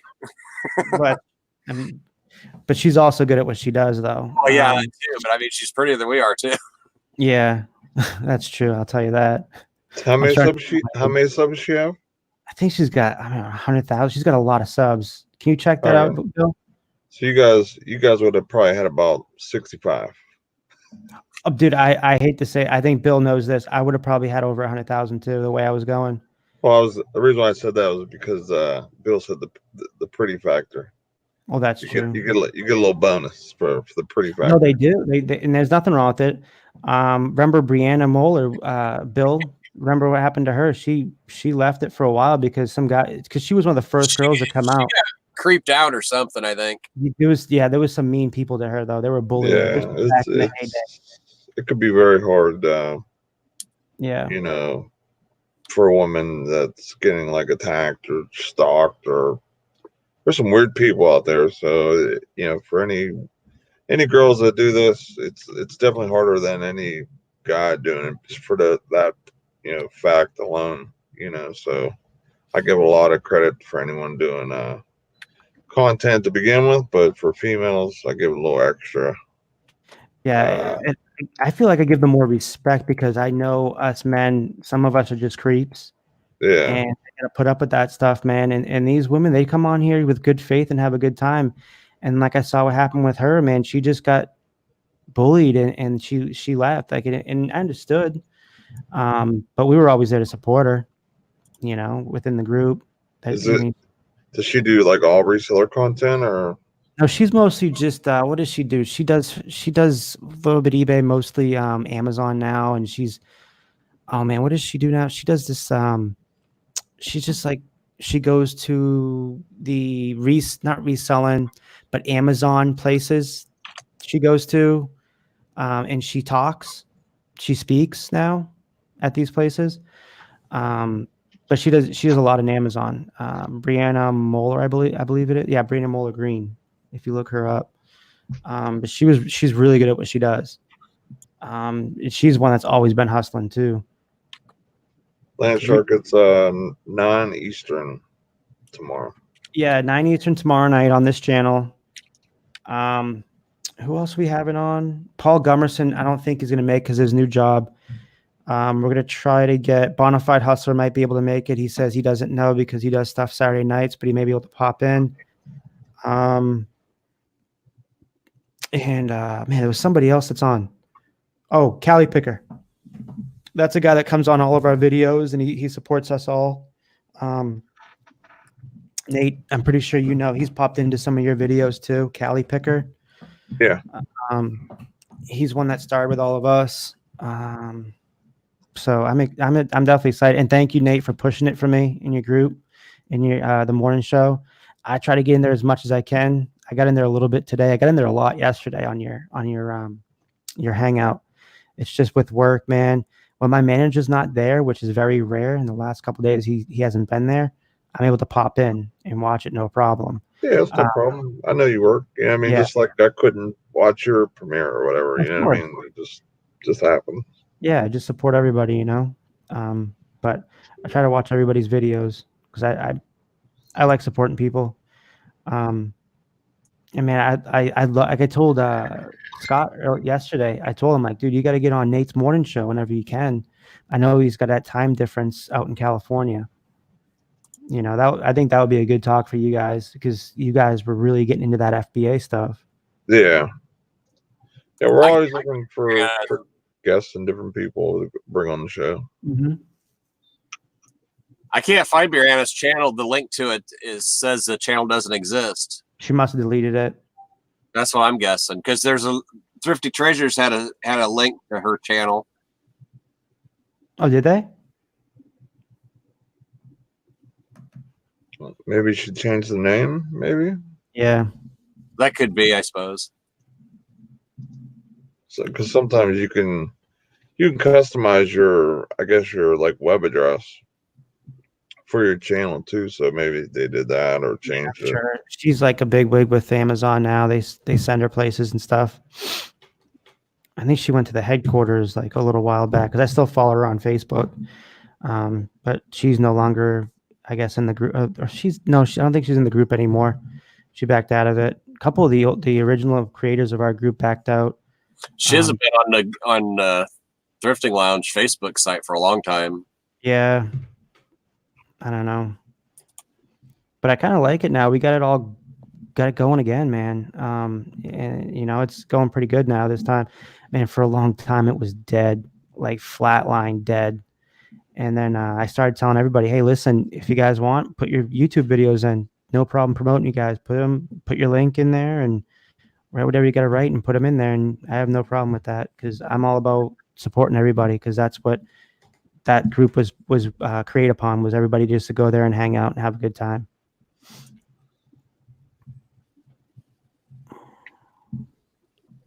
Let's see. Nevermore Antiques is a member. Thanks, man. Oh, I put a link to Tracy's page. Is it? I didn't see it. I put it in the regular live chat. Oh, live chat? Because I want to look at hers real quick too. I don't know where it went. It probably went. If you're not wrenched, it won't come up. Oh. I don't know if you're wrenched or not. Oh, type something regular real quick. Just type anything. Just yeah, write something in. How about that?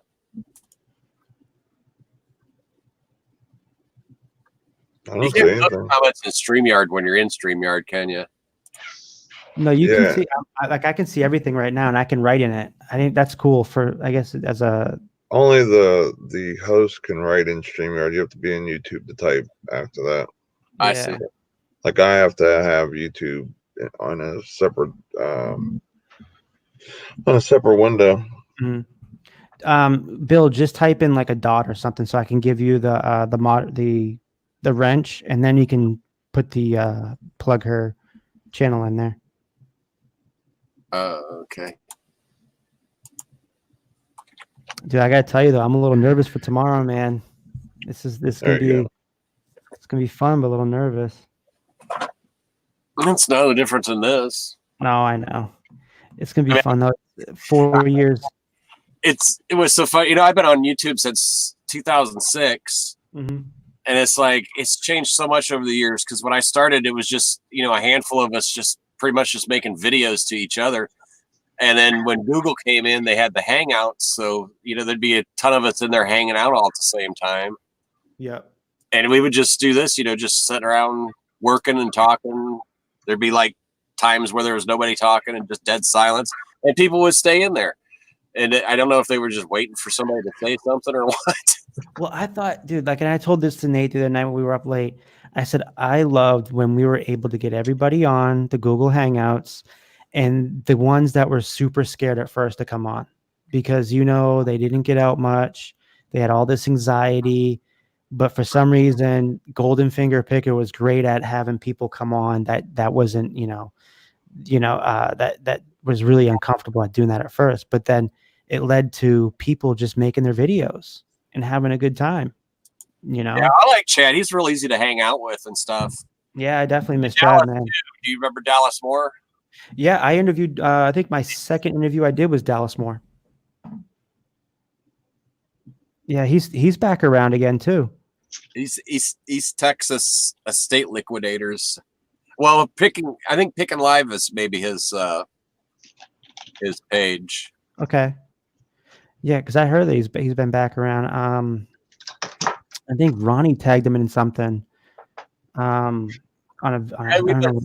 messaged in a while, but we message back and forth every once in a while. Yeah, you try to get him on.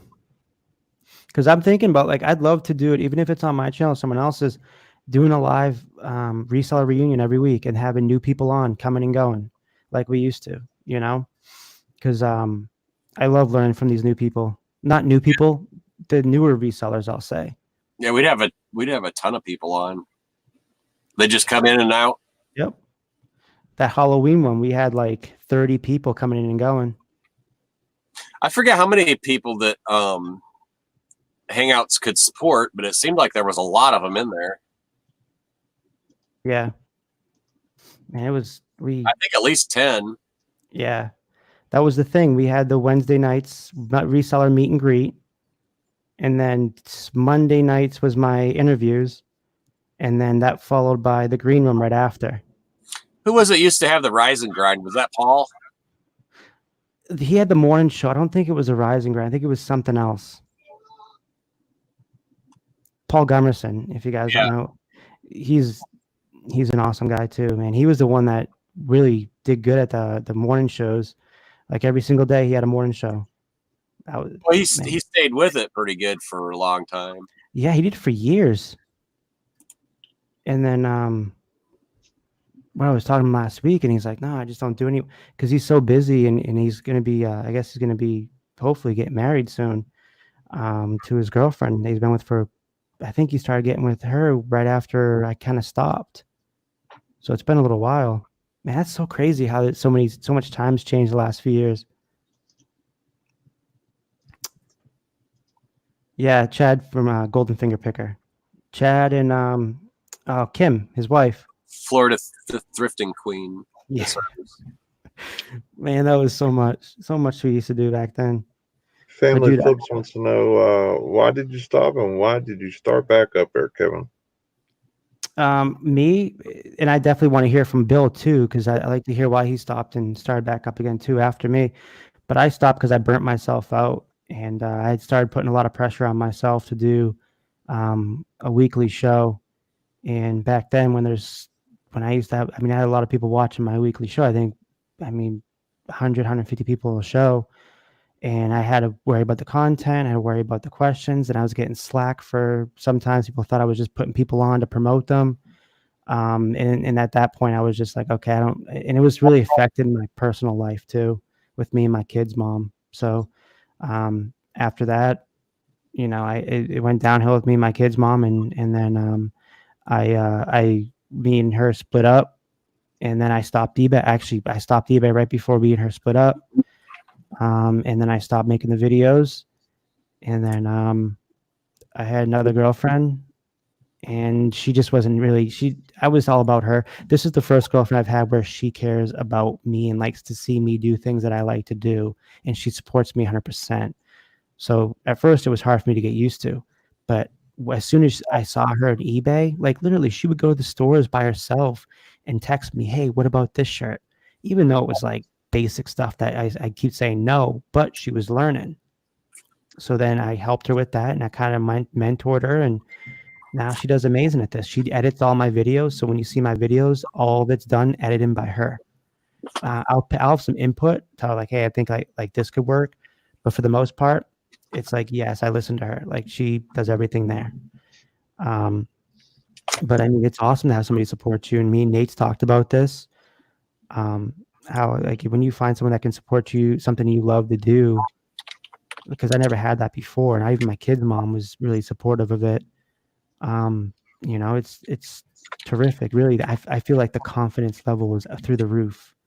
Like I don't have that person behind me telling me you can't do this. Like it's gonna fail. Like that's what my kid's mom used to tell me. You're gonna fail. This is not gonna work for you. You're never gonna be anything. That's what I used to hear. So you take that, when I'm done with that, and I have a girlfriend who's my ex-girlfriend who brought me up. And then we broke up, and then I had this one who's like, I was already had the confidence level, but then she brought me through it. And she's like, maybe we should start the eBay thing. You seem like, one night we had a conversation. She said, you seem like you know a lot and that you really love this stuff and you really miss it.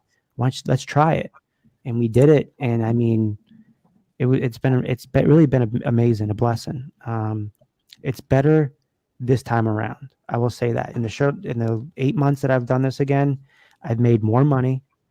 I've been more focused, and I know when to lay off and not burn myself out. Like me and Nate were on a hangout until 5:30 last Friday, last Friday.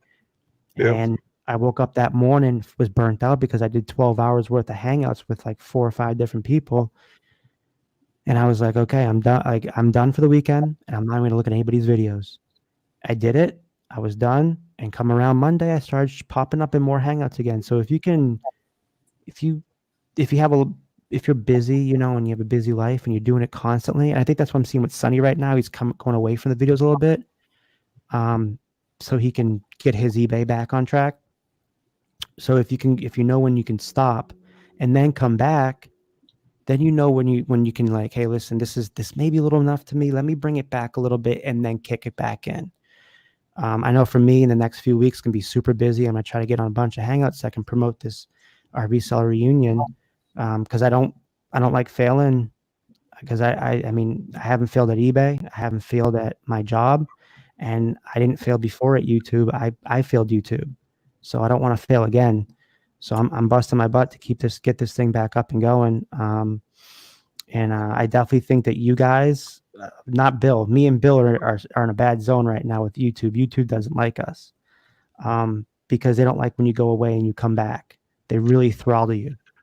So like if you notice, if you see my videos, like I'll do a premiere, and after the premiere, you won't see it again on your page.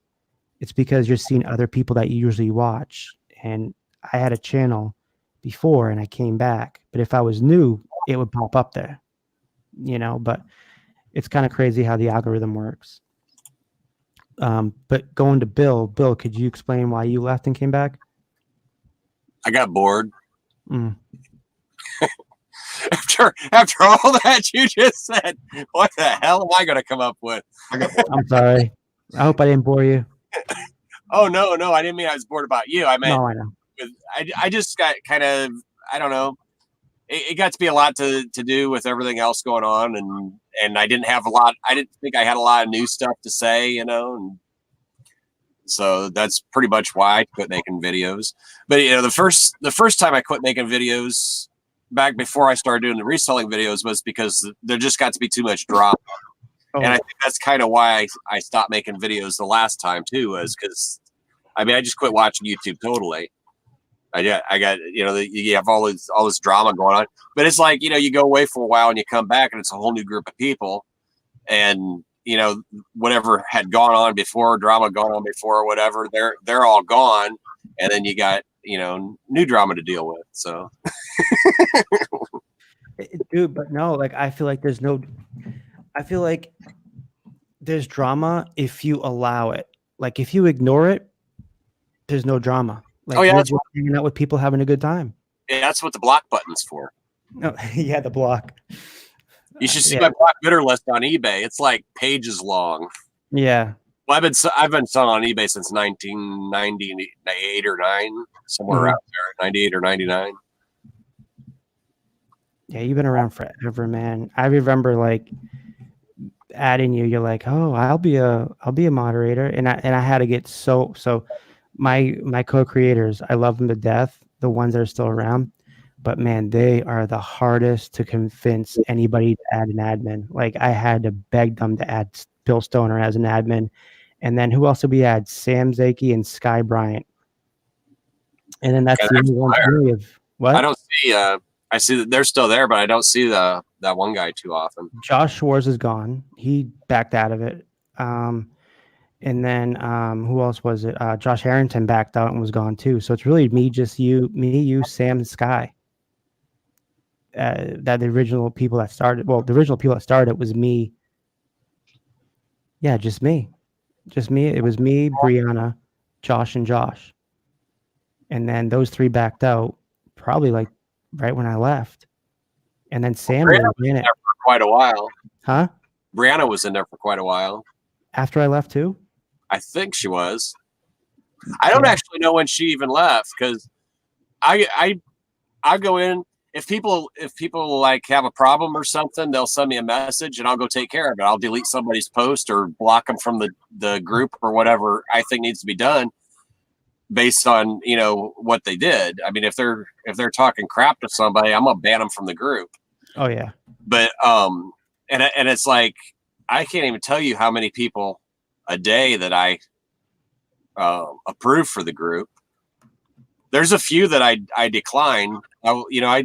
If they don't answer the question, I automatically go stalk their Facebook page and go through, pages of what they've posted and see if I think there's somebody that starts trouble, then I decline their membership or whatever. No, definitely. But man, for me, it's like our group's been getting so hot lately. Like we've literally grown 1,000 people in the last, I want to say, within a week. I don't know where it's coming from. Well, I've got a lot of links out. Yeah, I put links to Thrifting Lounge. I've started putting on just like everything. So since you came back making videos again, and I'm come back making videos again, I figure we might as well try to get as much exposure as we can. Yeah. It's so hard. But when I put videos in there, it's funny. I put my garage sale video in there yesterday. Mm-hmm. No likes, no comments. And I was like, they don't usually get that. People will look at it, but they don't usually comment on that. I think they're not used to seeing videos in there because we've just started doing it recently. Yeah, Dana says thrift. What's the Facebook group? It's Thrifting Lounge. So when you go in there, it's the same logo as this. Yep. If you want to put the link in, there's Bill. And then I was just noticing we had a guy in here. If you guys scroll up, it's what's Legit his name? Fire. Yeah, did you see that? Yeah, 1.55 million. 1.5 million subscribers. Yeah, but I looked at his channel. It doesn't look like, I don't know what he does. He's Hypebeast, which is like street style wear. Like that's huge on Instagram right now. Yeah, so like I like streetwear. I think that stuff's cool. I make good money on it. Yeah, so like show you. Paul Cantu, that's the stuff that he does. He does pranks and like the high-end fashion technology, that type of stuff. He does a little reselling, I guess, because he found some Yeezys at Ross. Check this out. I like his on the wrong screen. What is? Oh, is that that's that Is that something?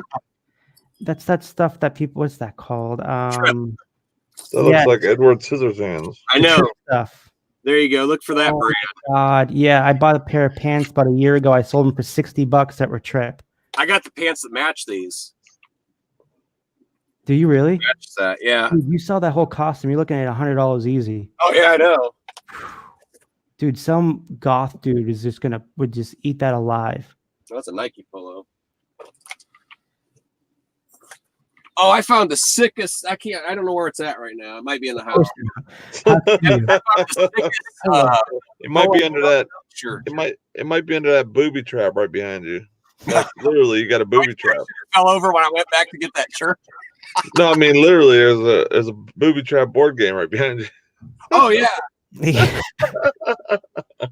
is it? Yeah, that's an old one. Freaking Bill, man. Well, my camera must be better than I thought it was. If you can read that from there. I just got good eyesight. Yeah. Dude, that is funny. I told you I was really peeking back there for a little while. Well, see, we used to play a game back when I used to hold live hangouts. We'd play a game where somebody in the chat would ask for something, and I would tell them if I had it or not, and if I had it and knew where it was, I would show it to them. But right now, I don't have enough room to move around because I've been putting everything in the aisle I usually walk through because I'm trying to get that office cleaned out. Mm-hmm. I found one of those, those great big long totes, tall long totes. Yeah. I found one of those just completely full of shoes back there yesterday. I haven't even had time to look through them. I don't even know what the hell's in there. You gotta pull them out, man. Yeah, well, see that office, the stuff that's in there has been in there for like 10 years, and I don't even know what some of it is. I'll laugh. You got like Grail Jordans in there, and oh my god, that'd be so funny. There, I figure as long as some of this stuff's been packed away so long, like I got totes in the basement from house cleanouts and storage units and things like that. Some of them, I might have went through them real quick when they came in. But so much stuff was coming in, I didn't have time to go through all this stuff. I was taking trailer loads of clothes to the church place that they give clothes to needy people. Yeah, they just come in and just give them clothes, and I was taking like trailer loads of clothes to them. I'd sort them real quick as fast as I could. I'd throw the stuff that was stained and ripped up in a pile and burned it, and anything that was good, I thought I could sell, I'd throw in another tote. And so yeah, anyways, that stuff. I mean, that stuff's probably been in totes long enough that it's probably vintage by now. Dude, you're gonna die in that thing one day. You're gonna outgrow it, and then you're just gonna, man, you're gonna be like Aunt B from the Griffin family, the Andy Griffin show. How they found her dead. Her body was molded into the carpet. Wow. They literally had to cut around the carpet and remove her because she was dead for a week. That's going to be Bill. Oh no, I have family. I'm sure they'll miss me. I'm guessing though that they're probably going to have to take my body out through the window right here because they ain't going to try to get a stretcher through that mess. No, dude, so that's going to be a fire. That's the hazard where you got like people come in, they have to certify you or whatever it is. Inspector that would not pass inspection at all. No.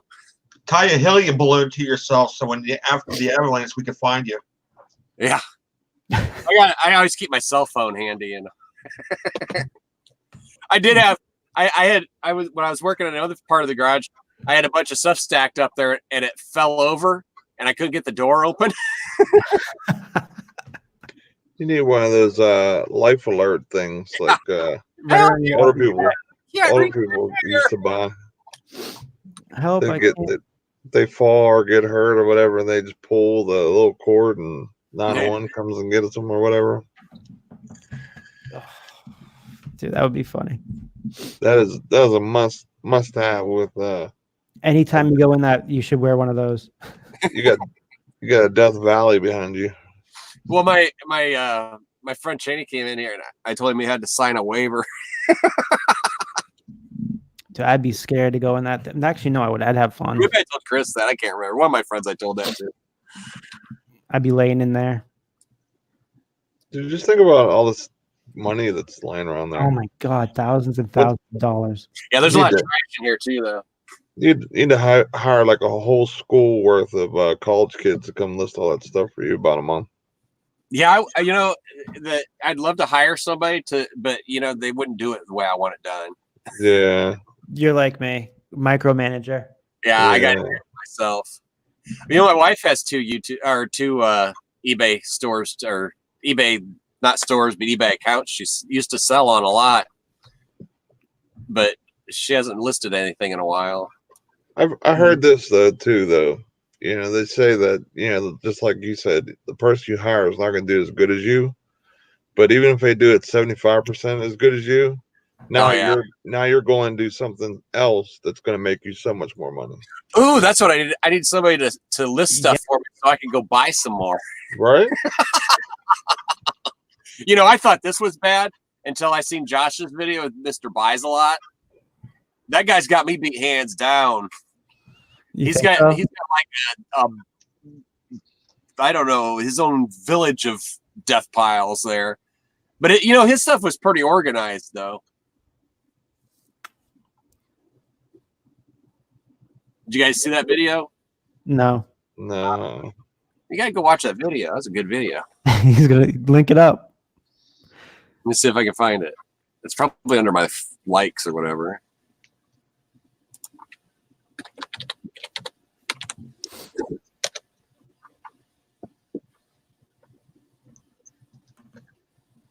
This cat's waiting for me to go to bed. It's like, come on, what are you doing? What are you doing there, Kevin? That's what she's Time doing. for bed, buddy. She is waiting for bed. She My woke me dog up. does that too. She woke me up at 5 a.m. 2 mornings ago by just like going to see what she does. She'll throw her head right into my hand. She goes like this. And she comes up early in the morning and she goes boom in my face. I was like, what the hell? Oh my God, like 5. And I was up till like 12 o'clock that night. Oh my God, I was so aggravated that day. That's my normal hours. Yeah. Yeah, you only get a couple hours of sleep. I mean, I usually get like, if I go to bed like right now, I'll get up at like 8 because it's a weekend. You know, I'll get up at like 7. He's got the link up right here. Oh, Nevermore got to put the link up. Oh, did you get it? Yeah. Mr. Buys a Lot. Have a good night, Family Flips. That's Buys a Lot's YouTube channel, but I was looking for that video that Josh did.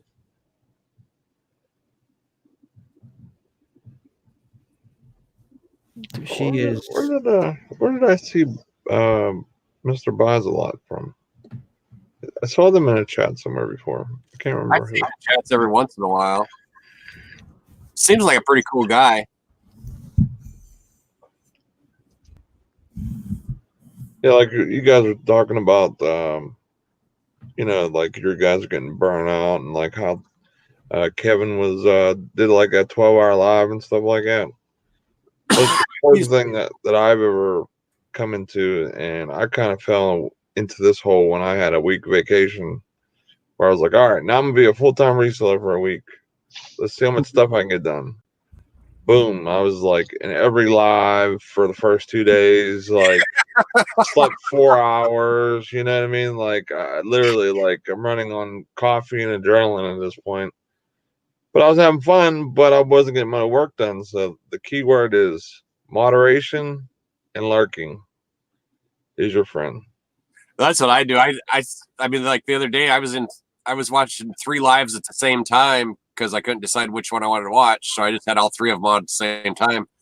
And then somebody started an auction on another live. So of course I had to split my screen again and put that one up.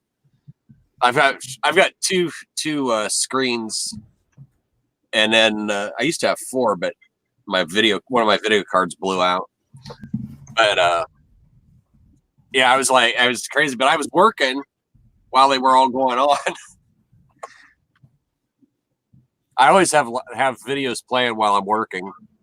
Yeah, I've gotten used to just block it out. The lives, I have a hard time blocking them out. But the ones that like I'll put up Cincinnati Picker or something like that, or Craigslist Hunter, and just watch the videos, and I'll put them on the background and not even pay attention. But the lives I get hooked on. I sit there and I watch, and then I start chatting.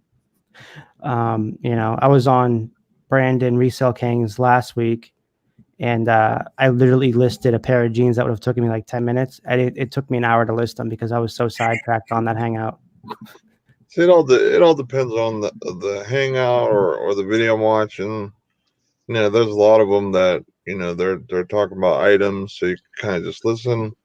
And then there's some lives that are really, you know, question and answer type of lives where, you know, they'll repeat what people might have typed, you know, so you can actually, you know, don't have to look at the screen or really pay attention to the videos. So that's why you're able to do other things. Mm-hmm. So if it's like that type of style, then, you know, I'm able to lurk and pop in every once in a while if I like need to comment or feel like I need to say something funny or whatever, or say hello to somebody or whatever. And then, because I'm always multitasking. I mean, with Amazon, I'm always searching for stuff online to buy because it's like my like go-to thing for whenever I'm, you know, off work and not off for a full day. So it's like, oh, maybe I'll find something for a deal. So I'm always doing that. I'm always checking, you know, inventory and, you know, trying to do eBay stuff. So, you know, there's always something, you know, I've got to check on or look at, or looking at wholesale vendors and see what new stuff we're coming out with. Because that's been my newest thing that I've been starting to do. So, like, what do you usually do? What do you mean research with the wholesale vendors? How do you do that? So I'll go on their website, and then they'll tell me what new stuff's coming out or what's available. So like sometimes they'll have stuff that's, because the one I deal with right now, a lot of the stuff's like pre-order or back order, like say 90% of the stuff. Mm-hmm. But sometimes you'll go in there and they'll have it right now that they'll actually be able to ship it to you right away because someone canceled an order and now the product's available. So I'll go on there and see. It's almost like sniping in a way, because since the wholesale with Amazon, if I buy it, I'll get ungated from it because I have a wholesale invoice. Oh, okay. So being able to purchase from them, I can, you know, get the UPC and everything, plug it in Amazon, check the sales rank, check and see what it's selling for, what my profit would be, so on and so forth. So sometimes I'll be able to snipe something and get ungated and make a little bit of money at the same time. So it's like a really win-win-win. But it's sometimes it's very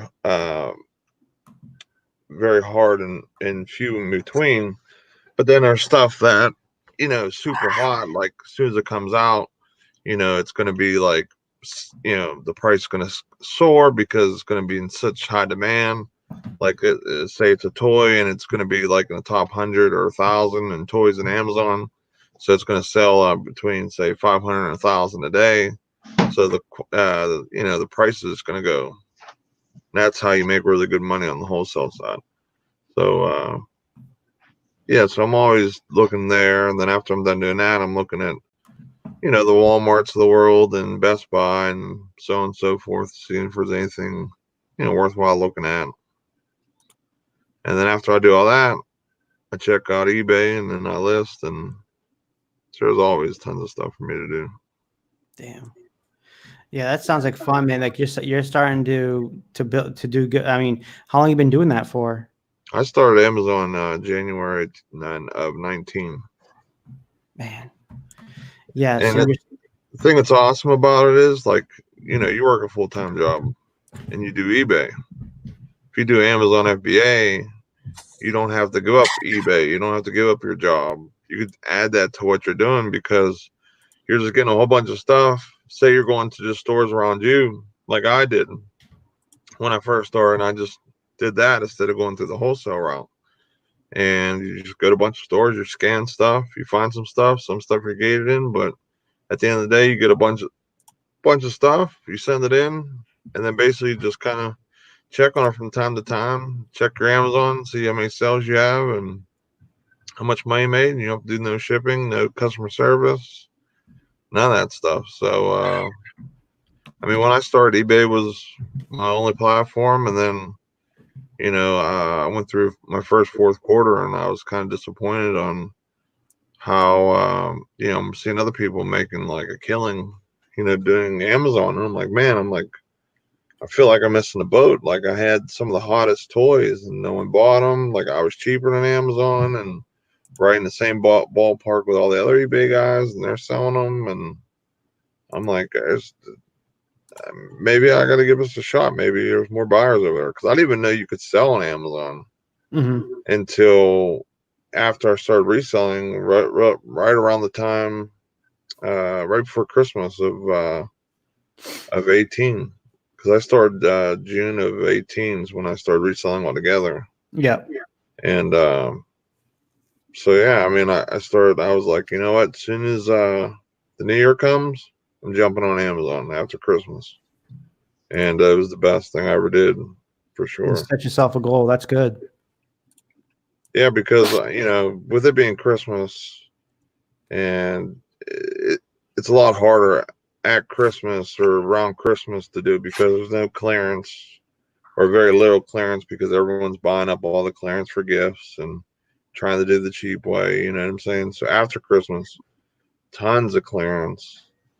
People are switching out new merchandise for the new seasons and everything else. So, it was really, it's a little bit easier doing, searching for the different items and stuff. So, yeah, man, that's man, it's. Do you think you're gonna scale up a lot more soon and just go full time?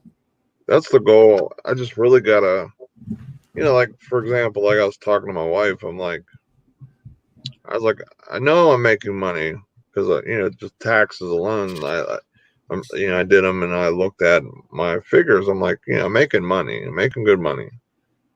But, it seems like I just keep spending the same amount of money every week. But then you look at the stuff that you're buying in your inventory and your cycle of how the cash flow goes. Like, for example, like I did a wholesale order. Of course, that's going to suck up a lot more money. Than just going and buying clearance items for $2, $3, $5. So I'm gaining a bigger chunk. Yeah, or I'm widening my horizons, widening my horizons, and getting more product for eBay, for Amazon, for everything. So basically, I mean, just kind of bulk up, get the cash flow rolling, and if I can get Amazon to a certain point and have enough cash flow set aside, then I'm just gonna just do it. You know what I mean? I hear you, man, and that's I'm trying to just set goals. Because I just want that day where I go in. I told you the same exact thing, Nate, and I think I told you too, Bill. Just the day to go into my manager because I love proving people wrong. I've been doing that my whole life, proving people wrong. And when I sat there, and it was not like you can't do it. It was basically like, because he doesn't know. He's like, oh, you can't sell, not me technically, but saying in general, you can't make a full-time living selling on eBay. I didn't say one word to him, but I kept that in the back. I keep little things like that in the back of my head. And again, it wasn't an indirect thing at me because he always supports my manager, But I was saying to myself, "Oh, I'm going to prove him wrong. I'm going to prove him wrong. I'm going to go into his office. I'm going to sit down. I made a goal of December. If I don't make it in December, hey, listen, at least I tried. Right. But eventually, I will go full time. I'm going to go in his office and say, hey, Andrew, I'm out, bro. I'm out. I'm done. I'm not working for the man anymore. I'm working for myself, because this job, don't get me wrong, I love it. The pay is amazing, but it's starting to hold me back from what I believe my true call and my true potential is. And I believe we all have a skill, especially when you get to learn something like this. I don't think we have that skill until we find a niche or some way of getting like, hey, one day it just clicks. It's like, oh, whoa, I did that. I made that much, or I found this. I'm on the right track. When you're consistently doing it like I am right now, or even like Nate, Bill, I don't know what's going on. Bill. I'm sure Bill's doing just fine with that. Oh, of course he is. Look at what he has behind him. Yeah, right. But for me, stuff while we've been talking. Yeah. He could have a yearly, his year's salary could be almost like half of the stuff in his house, in his warehouse right there. You got to think about it too. I mean, I've had jobs making a lot of money as a network administrator. I worked for Xerox and I stationed at GE in their data center. And, I was a loan officer for Norwest and Wells Fargo for, I don't know, 9-10 years, something like that. And, but you got to think, is is it more important to make a lot of money, or is it more important to be happy at what you're doing? We have 4 or 5 kids, and my wife, she works for herself too. She has a grain inspector, and then she does cleans the house for a friend of hers or something. But it's like, if the kids have something going on, we can go to it. Yep. If there's something like a fair or something, we can go to it. We might not have the newest car or the fanciest whatever, but we're pretty happy. I mean, we get to spend time with our kids and watch them grow up, and we can come and go as we please. We don't have somebody saying you have to be here at this certain time. I mean, it just takes a lot of stress off you right there. Yeah. So that's how I look at it. I would rather be making less money and be happy than to be filthy rich and be miserable. I agree.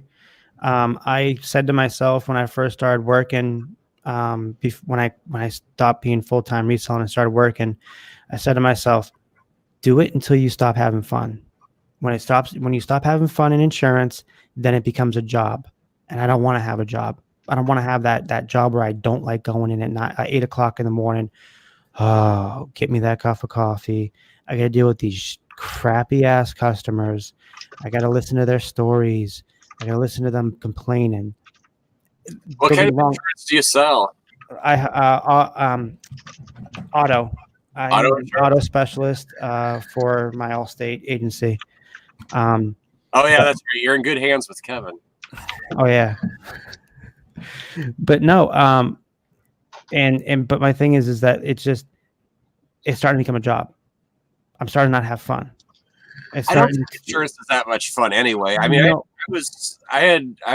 I sold accident, life, health, and annuities, and I was licensed in Indiana, Wisconsin, Ohio, and Illinois. Mm-hmm. And I didn't want to sell insurance. Yep. I quit the bank. I just let my insurance license expire because it's like, I could have went and got a job selling insurance, but I was like, yeah, that's not something I want to do. It gets it's repetitive every single day. Like I even miss selling cars.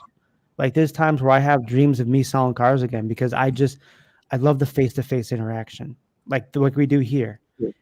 I don't get that at my job. It's more over the phone interaction. Every now and then I'll get a customer that comes in, and then I tend to keep them a lot longer than I should because I like to have a good time and talk to people face to face and hear their stories. And that's the one thing I love is listen to people's stories, and they have a lot of stories. I've heard so many amazing stories and a lot of sad stories. I had taken a phone call a couple weeks ago where a customer of mine, his son, he's like, hey, I need to take my son off the policy. I said, oh, did he move out or did he, because I have that, there's a reason why I take him off the policy. He said, no, he got in an accident, he died. And to me, that hit me. Whenever I hear someone that calls me and says, hey, they passed away or whatever, especially one of my own customers, his son died. He was young. It's like, dude, that hits you. It's like, man, it brings me into reality. Like I'm not invincible. Like everybody, a lot of people, we do think we are. So, those stories are scary. I hate having those stories, hearing those stories. But I have to block it out and do my job. Like it's like, I got to hang up the phone call and be like, think about it for 5 minutes and then boom, I'm on to the next thing. And it's hard to do. But I don't know. It's crazy, but I love my job. I wouldn't say I love my job. I love the people I work with. I wouldn't want to work for anybody else. I can't see myself working for anybody else, but myself, of course. But it's starting to become tedious. It's starting to get, I understand what my coworker said to me when she says, Kevin, I used to tell her how much I loved my job. And then she says, wait until you put 10 years in and then you're not going to like this job. Man, I'm 3.5 years in and I'm done with this job. I want to move on to reselling because I miss it. Bill, you know me from before. I was amazing at it. I did really well at it.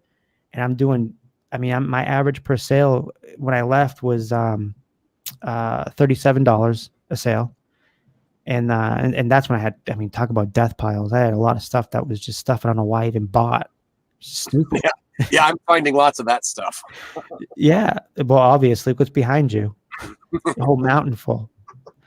But no, and then I changed it to you know, since I've been back, I'm up to $67 a sale.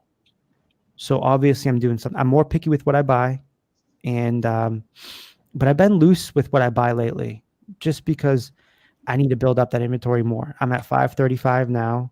When I left, I was at like 300. My most listings were 300. But you know, I just want to keep building. So then, and I'm urging my girlfriend, because she's in the middle of trying to get a job, not a job, but a full-time job, not a part-time job with what she does. And she makes good money, because I said to her, you need to go harder, because I need to leave. This is holding me back from what I want to do, because I know she supports me, just like right now I support her with everything, financially and everything, which is fine with me. But it's like, I know what I'm capable of, and it's going to be better used somewhere else. Like you said, it's a job. That's when I start saying I'm done, because it's a job. It's not fun anymore. This is fun to me, coming on here, talking to you guys, but most importantly, my business, which is my eBay. You know what I mean? Yeah, like you guys were talking about having kids, and like I have 3 kids, 7, 3, and one's going to be 2. You know, having the opportunity to, you know, if I do this early enough, I can always see everything for them. You know what I mean? Like, you know, say even if it's 2 years from now, you know, 9, 5, and say 4. You know, that's a really great. Like that would be like worst case scenario in my opinion for me. Yep. You know what I mean? Like 2 years from now, like I still have so much time with my kids. You know what I mean? Where, you know, like especially my two youngest, I'll be able to see them all the way through school, like kindergarten through, you know, hopefully college if I'm alive that long. You know, and that's priceless. Like, you know, my dad started his business when I was 5, and you know, through the first like 5, maybe 10 years, you know, it was a lot of, hey, dad can't make it, or I mean, he did make some my stuff, but it was harder because he was grinding. You know what I mean? Like he was, you know, getting his business. He had to make sure his business was set up, and you know, at first with everything going on, like it's a lot of stress, a lot of pressure. So you want to make sure you're doing it right. But as long as I can make a little bit more than what is necessary and keep adding a little Lego to my foundation of what I'm trying to build here. You know, even if it's an extra $100 in my, you know, it added to my cash flow than I had the week before, and all my other stuff is paid. Like I'm fine with that. You know what I mean? I don't need the driver in a Lambo or anything crazy. Like, you know, you see some of these people talk about in some of these like Amazon things or whatever. But the thing that's crazy is like with Amazon, man, like you can definitely live well if you set yourself up right and get your account, you know, in decent standings and all that type of things, and really make a lot of money. I mean, I sold $299 of a product in 30 days. Like it's mind blowing. Like Exactly. mind blowing. That's just one product. Like, you know what I mean? Like it's just mind blowing. Like just think if I could get engaged in a couple other things and really push and get a nice base of just wholesale stuff plus stuff like that on top. I mean, I already make decent money on Amazon, almost probably as much as I make on my job now, and I make good money now. You know what I mean? But I'm the only person that has, you know, I'm the only income coming in. So like a lot of people, like, you know, their significant other or their wife or whatever, they're working, so you still have like the insurance and an income coming in. Where myself, it would just be me. So that's why I really want to make sure I do this correctly and set myself up for success, but not wait for the perfect timing. Just make sure I know, okay, if all fails and I have a bad month or two, bills will be paid, I still have cash to put in the business, and I have inventory in the business. So it's kind of where my where my mind's at, with me going, you know what I mean? I always try to make sure I have enough to cover at least 3 months. Yeah, that's a good point. I Because never you never thought of it know that way. get injured or something. Yeah, that's a good point. I never even thought about it that way. Yeah, like my part of my goal for me is to have Amazon. Doesn't have to be stocked to the gills, but have decent inventory and probably like 10K in the bank, where it's just sitting there, and have just maybe my normal run through the mill money, is also, you know what I'm saying, where I'm gonna have like a rainy day kitty of 10,000, which I'd use some of that to my business, but you know what I mean, and then probably have just my normal cash flow that I normally have. That's kind of where I want to sit. Because I figure I got one shot at this. Reason why I say that is because A, I never want to fail. Mm-hmm. You know what I'm saying? Like, I want to make sure I do it right. And B, I don't think it'll be too hard for me to do it because, like I said, I plan on Amazon being double than what I did this year. That's my goal. Because for the first three months of for me doing Amazon, my sales were very minimal because I was setting it up. Like when I started my account, I didn't have inventory I picked, just waiting to send in. Like I should have. I just put the $40 in, opened the account, went professional, and started shopping then. So it probably didn't get rolling for me till maybe middle of March, April. So, for what I did in basically 9 months, 8 months, it's not bad, but I definitely want to do like at least double. Yeah. If I do that, then I'll be in good shape. Dude, that's why I always set. So I think I've been doing it since I started work. I always set myself 6-month goals and year goals. Mostly 6-month goals, meaning like always go a little bit more and see what more I can improve on my insurance. This was back then when I just started insurance. And, but more of now it's starting to be like personal goals in 6 months, personal goals in a year, and, I want to be 6 months from where I was in January, which is in June, like 750 in inventory, which I'm on my way there. I'm at 545. When I started the year, I was at like 400. So I'm getting there.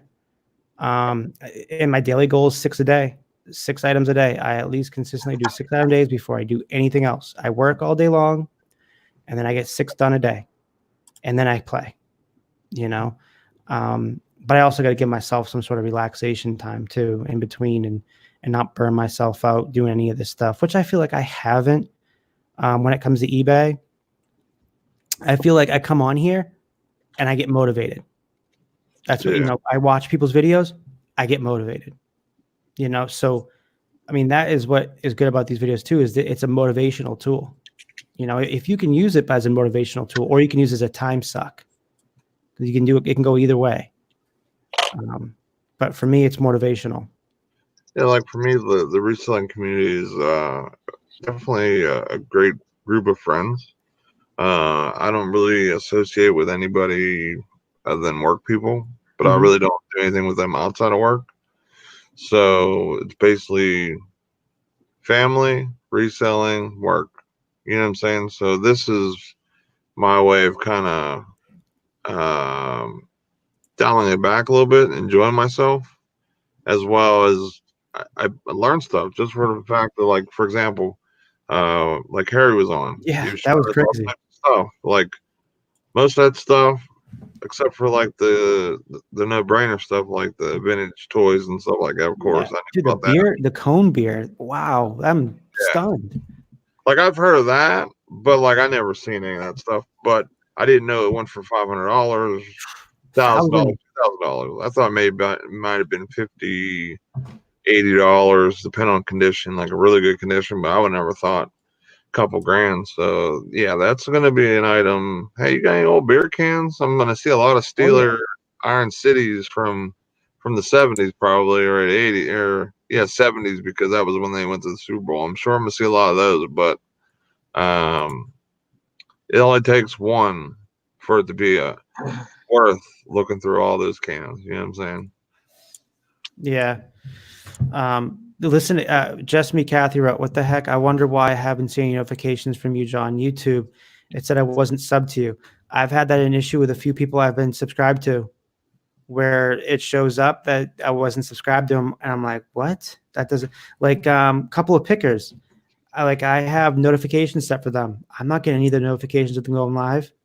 It's crazy. So I don't know what's going on with YouTube. It's always a problem with YouTube. Yeah, I think it's more than ever now, though. I've had people I've subscribed to that aren't. I have to resubscribe to them. Yeah, I've had that happen. I've had the bell lost on some people, which I know I had on. You know what I mean? Then I'll go to the channel. They'll come in our chats for the morning show, and I'm like, "Hey, I haven't seen you in a while. I haven't seen videos. How you doing?" They're like, "Well, I just dropped one yesterday." I'm like, "What?" Yeah. And I'm like, no lie, I had to just re-click the bell for you. Sorry, I wanted to watch your videos. It's hard to watch for me, especially. Like, it's hard to watch them because I work and everything, but I try to catch, at least spread the love around, and because I appreciate everyone who watches and checks us out too. So I'm lucky I can do it from my job. I'm lucky I'm able to sit there because I have two screens, and then I have my own office with a door, and I have the last office where nobody comes by. So I'm always in my office because we're allowed to listen to music on our phones and stuff. And I'll just pop on YouTube videos and slide underneath my screen, and I'll just sit there and watch it. But when my manager's around, it's hard because sometimes he does it on purpose because he'll sneak up and walk right into my office, and I'm like, sometimes I'll use the excuse, "Oh, I was just texting Ashley, my girlfriend," and it's not. Like I'm trying in the middle of typing like somebody, or I'm in a YouTube video, watching a YouTube video. Like, oh, he probably thinks you're watching like Pornhub or something. Exactly. He's like, "Oh, bad time, huh? Is that Kevin?" No, that's not. Oh, no. You never know what they think. Yeah, I mean, like just because of the whole reaction, like you get the shit. No, he knows if he knows when my workflow is not going well. And but the thing is, he never really has to worry about me. I still hit my goal every month. Yeah. So, but it's of like it's a whole as a struggle for our agency lately, because we just sold our whole home books of business to the owner's brother, because Allstate's kind of screwing them. The bigger owners are trying to screw. And then I think eventually will end up being his brother's office, which is an independent office where we can write through several insurance companies, because it's just really horrible right now. And it sucks because we're flourishing just by the end of the last year again. And then all of a sudden they hit him with stuff, and it's not good. He said he's going to lose 6 figures this year. So, in the way it's going to be the first few months, he's probably going to lose a lot more than a lot more than 100,000. I'll say that, but I don't know. It sucks because it affects my money too. Yeah. Oh, let's see. All right, guys, I think I'm going to wrap this up. It's 2:05. I had fun time with you guys. It was fun, last minute. I just popped on. I was just like, man, I've been dying to go today. I'm just like, when I got home from the thrift store, I was excited. I'm like, I want to go live. I don't know. And then Harry Humstone gave me the perfect purpose to go live. So I'm going to write him and definitely try to get that JJ Yaley modified car from him.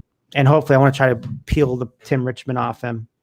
I just hope he's not one of those guys that he doesn't really sell. Like, he'll say he sell, but he doesn't sell because it's just worth too much for him. You know what I mean? I think Gary's a pretty cool guy. I think he's awesome, dude. He is a freaking full of knowledge. He reminds me of Golden Finger Picker. I think he'll do you justice. Yeah, I think he would too. I'm excited. He's awesome. If not, then I don't think, like, for example, if I had something that was like super high dollar, and I'm like, you say like, hey, I want it, and I'm like, I would just tell you it's not for sale because I wouldn't want to charge you full price. I don't think he would put it in sale either, because I think a lot of the stuff he just holds on to because he likes his. He has a cool collection. I understand. Yeah. Look at the stuff he had. It's crazy. Like them Star Wars figures, like I'd be selling them right now. That's probably the hottest thing to sell right now. Like That's the stuff my brother-in-law has with his that his kids were playing with, and that he actually took them away, and he had that Starship, whatever it's called, the Falcon, in box. Millennium Falcon. Yeah, in box. Yeah, I got a whole ton of Star Wars stuff all in the boxes from like the 90s. Yeah, somewhere in the 90s, early 90s. I don't know. I bought like tons of stuff. Some of the stuff, things you had to order from like overseas. Treasure Hustlers just popped in. They go, all right, we'll go a little longer. She goes, no, don't get off.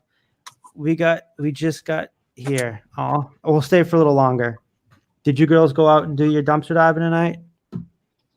And I also sent you a message yesterday on your messenger on Facebook that went unanswered all day and last night. Since they don't want us to get off, drop a link, have them come in. Yeah, do they want to come in? I'll drop a link right now. Just random thought I had. Yeah, we got 2 more spots open. What's up, Sarah and Jackie? Yeah.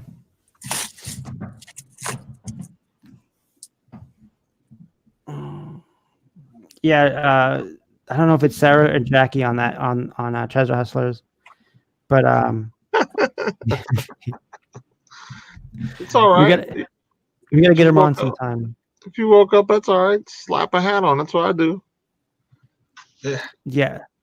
Look at me, dude. I've worked all week. I'm half dead from dealing with numbers and people, especially today, dude.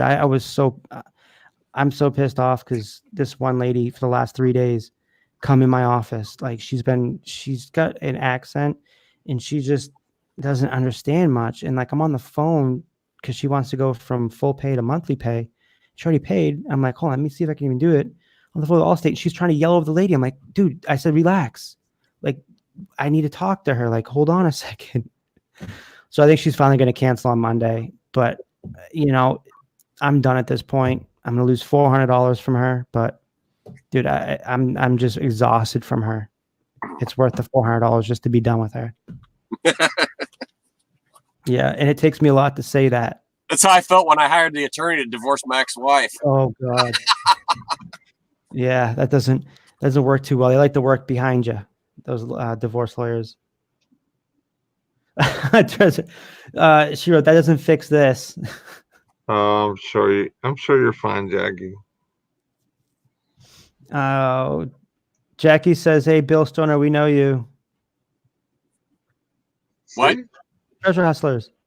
You're YouTube famous, Bill. Everyone knows Bill. Oh, wait a minute. Jackie, make sure you check out I'm famous on the internet. This guy has everything. Now I've seen everything from your freaking death pile over there. That sign's been up. Oops, well, it was up there. That sign's been up there for years and years and years. Jackie, make sure to check out the live tomorrow night. 9 Eastern, 6 Cali time. Yeah, Jackie. I think she knows. I think so, right? About I'm doing the reseller reunion tomorrow. I don't know if you know Dave and Sarah Gilman. I think they know Wesley. Yeah, I think they were in Wesley. Whedon's going to be on there. Michael Stone. Michael Stone does a lot of video games. Bill's going to be on it because he's an OG like us. Man, who else? We have Entrepreneur Girl. You may know Entrepreneur Girl. And then a few other people. Callie Picker's going to be on it. And it's going to be 9 Eastern. So you girls will definitely be awake. Yeah, that'd be 6. It'd be like dinner time. For them. Yeah. She knows GilDaddy. Yeah, everybody knows them. That should be right in your wheelhouse. 6 o'clock. Yep. Yeah, we have I don't know if you know much of me or Bill, but we've been doing I just started again in 4 years. Bill's been doing it for a long time also, and I came up Bill was way before me, but we became friends a long time ago. And you know, I've been trying to get everybody together for months, and finally I was like, let's set the date. Can you guys do this Saturday? Some of them can't do it, so I think we'll run it and make another next weekend. But we're going to I'd like to run with it and do a reseller reunion every week and have new people on and come and go like we used to. So I'm excited to see what happens tomorrow. I feel like it's a lot of pressure on me because I put myself in. I feel like I put my soul into like really getting this going, really getting everybody together and getting this going. And I don't want to see it fail. Hey, Sonny's back. What's up, Sonny? I don't remember you, Kevin. I don't remember you, Kevin. Thanks. Like I've watched Hollywood G forever, so I'm kind of sad. I was Thrifting Lounge, and I was on with Golden Finger Picker, the resellers meet and greet. If you ever watched those shows, Ronnie Hart from Hart's Pickers, or my day it was Hart's Motors Company. Steve Rakin, Bonafide Hustler. We all had a lot of fun a while ago, but I'm trying to get this going and have a good time again, and have some of you guys on here because I think mixing the old people, the new people, we all can learn.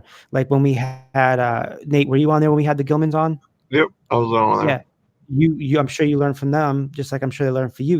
We all were spitballing, talking, and I think that was really cool. The conversations were awesome. So, thank you, Dana, for watching my old ones. I hope they weren't too embarrassing. I was really fat back then, really fat. You're pretty memorable. So what the fuck is wrong with my brain? Oh, thank you. If that's to me. There must have been too many dumpster backflips. That was the most epic thing I've ever seen, ever. Is when Jackie does her dumpster backflips. I was like, whoa, that's amazing. Yeah. Dude, they get so many people in those dumpster dive lives, man. That is just 85 people. I always see them have at least 85 people. I was watching one earlier. I think it was this morning. Yeah. I think they had a live this morning. I just missed it. I wasn't able to get into it. There was at a gas station. Somebody sounded like they were dragging a dumpster sideways across the parking lot. Jackie is part ninja. Yeah, those girls are good. They move from dumpster to dumpster in the middle of the night. Just like we move channel to channel. Get It Fast got busted dumpster diving. I think it was last night or night before. Did he? Manager popped out the side door of the CVS like a weasel and startled him. Damn. Yes, I think the only thing they care about is just don't leave messes. I think that's the issue. I think some of them guys just get pissed off because you're getting something they ain't. They could, that too. Because they have to throw that stuff away. And I think they see that as like, shit, like, we work here. But I also think they may not think they have enough time to take it or even go to the dumpster, take it, and then bring it home and sell it.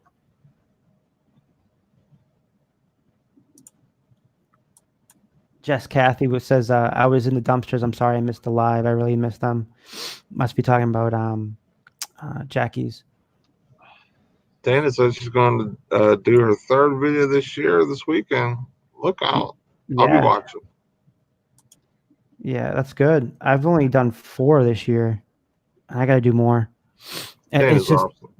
I don't like to drop a video until I have it like perfectly edited. I'm just ridiculous like that. I'm sure it hurts my views too, because it's kind of spread out when I put them on. If I worried about that, I'd never get a video out. I know. Lots of the time, sometimes I'm just so lazy. I just used to do. I would just go on live just because I was too lazy to edit a video and I wanted to get something out. Yeah. Dude, yeah, but you can turn around literally. Huh? You can turn around and pick 5 items and make a video on it. Oh yeah. Hey, here you go. Some Chanel. Chanel? Chanel. Yeah, Chanel number 5 with a dispenser. Why don't you sell it? I'm getting ready to list it. Oh, you are? How much? I don't know. I haven't looked it up yet. I just know Chanel number 5 sells. I gotta get through the rest of this Mary Kay stuff first. Yeah. Mary Kay sells really good. You do not be careful about the Veros. I heard some people are getting, Vero hits on Mary Kay. Oh, really? Mm-hmm. Well, they can kiss it. Sonny, how you doing, man? You want me to come on, man? Come hang out with us for a few? You haven't been on in a few days, I don't think, except for the videos you've been making. I'm about to start talking with Just Me Kathy on videos. She just started doing videos. She had like 5,000-6,000 views on a video. Really? So I need to figure out what she's doing. Maybe I need to start diving. Dude, I know, I'll start right? diving in dumpsters at work. I only dive for like boxes that I need. Yeah. And I mean, I've the stuff I've gotten at dumpster dives were like, mannequins or busts. Man, I got these really nice. Oh, I should probably take a picture of you guys and show you. The Behind Sports Authority, they had this North Face bench. That's what I should grab and put it and get like storage unit, because I need a bench for like YouTube, like a really nice workbench. And I have one at my kid's mom's house in our garage that we own together. It's a heavy dude. I busted my eye. I got it like 4 years ago, busted my eye on it. But I was so motivated to get it in my van at the time that I literally I was like this, got up, busted my eye. And then I was like, I didn't even notice I had blood coming out down the side of my eye. I didn't care. I put it right in the car. And then I got another metal rack. That was an Under Armour rack with four bars that come out the front and the back way. Yeah. Put that in my car, dude. I got home, dude. My eye was busted. I had a black eye for like a week, but yeah, dude, I was leaking. But no, like that's the stuff I got, and I get at least I would say that bench that I got from North Face. It's a whole full metal, solid aluminum metal bench. And I'll take pictures of it and show you guys. I'll show you pictures of like the 3 of the benches I got. And I have an industrial rack that I found. And I was able to slide into my Chrysler Town and Country. God, I love that thing. I was able to fit everything in that. And all that stuff I got was dumpster diving behind dumpsters. Put it right in my car. And dude, dude, I would say that thing is worth probably $500. That North Face heavy duty one, because the bench goes right up, probably like right up here to my chest when I'm standing up. And then the back of it says North Face, the plate. It's like a big North Face metal plate. Oh man, I'm just thinking about that right now. Like shit, I want to get that out, but it's so freaking heavy. This time, don't bang your head. No, man, I was excited. I saw that, man, because I just bought that house with my kid's mom at the time, and I found all these because I would go all the time behind the Sports Authority. And there's TJ Maxx, and then there's a Petco or PetSmart, one of those, all in the same plaza. So, and then also the malls across the street. But I found it all behind the Sports Authority before it went out of business. And man, it was like 3 or 4 different 2 workbenches and like 3 or 4 different racks. And I still have them. I still have some of my old inventory on them. That stuff I have to throw up because it's all probably moldy and some of them are full of spider webs. And I have actually sold a month ago. I went there and grabbed some blazers and some shirts, and I sold them. I sold this one duster jacket about a month and a half ago. It's like an Australian duster jacket. I had it at my kid's mom's house for like 5 years, and I sold it within a week for $60. I was like, holy shit. I mean, shit that I've had for years is sitting there. Those Australian ones are oilskin. Huh? Those Australian ones, they're oilskin. I know it was leather. That's all I know. Oh, leather wouldn't be Australian one. The Australian ones are material. It's an Outback or something like that called. Oil. Huh? Here, let me see if I can find it. Because I'm pretty sure I sold it within the last 90 days. If it's leather, it's a duster. Yeah, I had leather trim on it, but it was denim too. It was mostly denim, but leather trim around the. Let me see if I can find it. Listings. You guys can talk some months yourself. I'm gonna try to find it. What's up? Let's see, coat. Never Kevin found that desk or whatever. He was like Clark Griswold when he found his Christmas tree. He goes, Dude, my heart gets pumping though. Whenever I find stuff like that dumpster diving, my heart would get pumped. And I love that rush. It's like an adrenaline rush. Like, oh my God, it's like if I'm gonna get caught, I'm gonna go out in style. Melinda says, what rules? Night diving or morning diving? Kevin, the only way you're going to get caught is if you leave witnesses. Well, every time I went back there, no one was ever out there. And I usually did it really early in the morning when I was, here it is. I found it. When I was stay-at-home dad, doing eBay full-time. So I would be out after I dropped my daughter off at school. So probably around 7:30, 8 o'clock in the morning. I'd be out finding that stuff before probably the stores opened. All right, let me show you guys this. Dana wants to know, Kevin, is Remy a good brand? Remy, how do you spell it? Remy. I don't know. I've never heard of it, but I can check after. Hold on. Here you go. Here it is right here. Bill, you looking? I don't know what that is. Yeah, it's like a duster jacket. Outback. I think it said Outback in it too. Hold on. I'll get the tag up. Andy Johns. Oh, that's all I have on it. That's like a long denim jacket. Waist, what do they call Yeah, it? with leather trim. Denim. Look at that thing. That's what it would be. I don't know, man. That's like an overcoat. That don't That's go all the so way to your it's feet, so, does it? huh? That don't go all the way to your feet, does it? Dude, Like, it's long. It It's goes like like down. It goes down to like the knee, maybe a little lower. It's a men's. so it wouldn't be it'd be longer than a waistcoat then. Yeah, it was But super long. Dusters go all the way to your feet. Oh, Yeah, I don't know what that would be called. The only Remy I know is Remy Martin. yeah, I was gonna say that too. Let's see. That's pretty neat though. I like the leather trim on it. Dude, it is sick. I didn't find. I think I found one comp, and I think they sold it for like $20. But I mean, I look at the quality, and I look at it, and I use certain keywords, and that's why I sold it for $65. I'm not going to sell something like this for $20.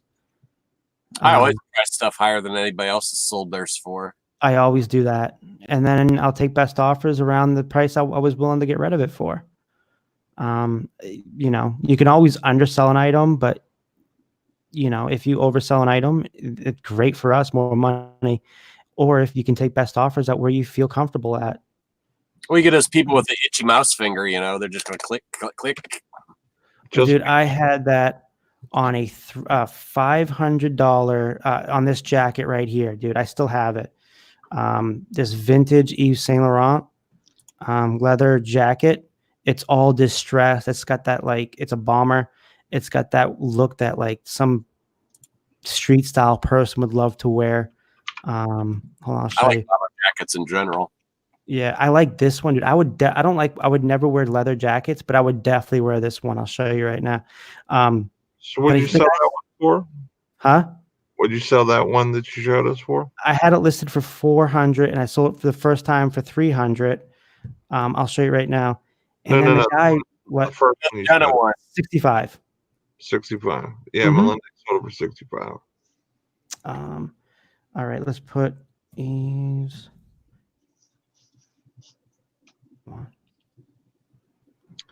Just me, Kelly said, did that first one that you showed have curves, or is that just their photos? Look like curves. No, because what I do on my mannequins is I put two potato chip clips on the back to tighten them around the mannequin. I do that for all my clothes. That's like one of my little secrets I've always done. Here it is right here. Can you, is my screen still up? Yeah. Yep. I sold this one originally for $300, and I took the best offer. I was asking 400, took 300, and then the guy wrote me back, "Oh, I didn't mean to click it." And I was saying to myself, so it wasn't you clicking it. You gave me literally a best offer. I clicked on the accepting. Like, what do you? You're just a moron. They're liars. Yeah, I like the marbling on that leather. What? I like the marbling on that leather. It looks nice. Dude, it's sick, isn't it? This thing is so gnarly. And the lining has, I don't know if you could see it too well, but the lining has, it says all Yves Saint Laurent over here on it. Yeah. Dude, this thing, that's what I'm saying. This is like an Indiana Jones coat. It's so gnarly. Look at the pockets. It's like what are they, a fire pilot pockets? And then someone offered me last week $50 for it. They said, it's all messed up. I said, dude, this is what it's supposed to look like. Well, it's not supposed to look like it, but this is what people like to see. They love it used. I've sold Levi's distressed, like thrash jeans, man. I love selling the thrash Levi's with like paint stains and dirt stains on them. He's destroyed in your title. I do. Destroyed and thrashed. I usually Really destroyed. Yeah, they don't have like $60 on eBay right now. Huh? They don't have any good oilskin dusters on eBay right now. No. I mean, there's some sold for 100 or maybe $2, but I mean, there's some out there that'll bring hundreds of dollars. Yep. I can't remember what the one is called, though, what brand it was. Oh, hi, Melinda. No, I didn't wear it yet. I haven't worn it, period. That's a piece that's super fragile. So I'm scared if I go out and wear it, I'm going to ruin it. So I might as well just pack it up, send it out, man, and then be done with it, because that's a $350 piece right there. And I don't care. I'm not going to go anything less than 300 on it. And did you see Matt, part-time picker, with those that bear blanket, the San Marcos blanket? I think it was San Marcos, something like that, or Santa Marcos. I don't know, but it was like one of those big blankets you see all the time. Had a bear on it, and it's like, oh yeah, get like $150 or something. Like, I've seen those go through the auction and go for $3. Yeah. It's like, I'm going to be watching for them from now on. Definitely. I like the pen. I have yet, dude, I get so jealous when I see people find the freaking Pendleton wool blankets, the Indian, Native American Southwestern blankets. Oh, I just want one, because if you guys look at my area, hold on a second. Let me just take this off real quick and I'll show you guys. If you look over here, like, I love hanging these things on my wall. But I want a Pendleton so bad. I even got one right there too. And I also have one hanging up in my daughter's room. I use it as the background for one of my videos. I love these things. I think they're so cool. And I mean, I don't know if it's not popular or whatever, but for me, it's what I think is cool. So, I mean, that's why I love doing this, because you're able to think that whatever you pick, something might pique your interest and you might like. That's why I think makes us so independent than what the normal people think when they, the normal people, like, they want the same thing that everybody else has, keeping up with the Joneses. I'm not like that. I like old stuff.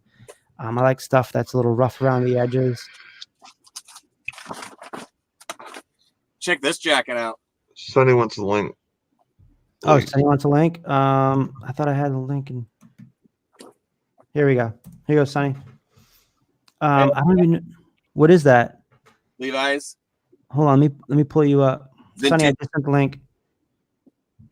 Oh, dude, that is so Shia LaBeouf right there. I got to try to get some of the. There's some stains on the front of it. Where's that? Yeah, right there. I might get those out. I want to see a tag. Nice. Put the size tag down a little bit. Let me see that. It's 2XL. No, I just want to see the tag. What do you mean? No, I was just looking at that because it looks a little newer. This is an old one. Yeah, but the white part. Man, that's nice. That is like Shia LaBeouf right there, man. What do they call it? Normcore. So if you guys, I don't know what it is, but I know it's at least from the 80s. yeah, that's sick. I would wear that.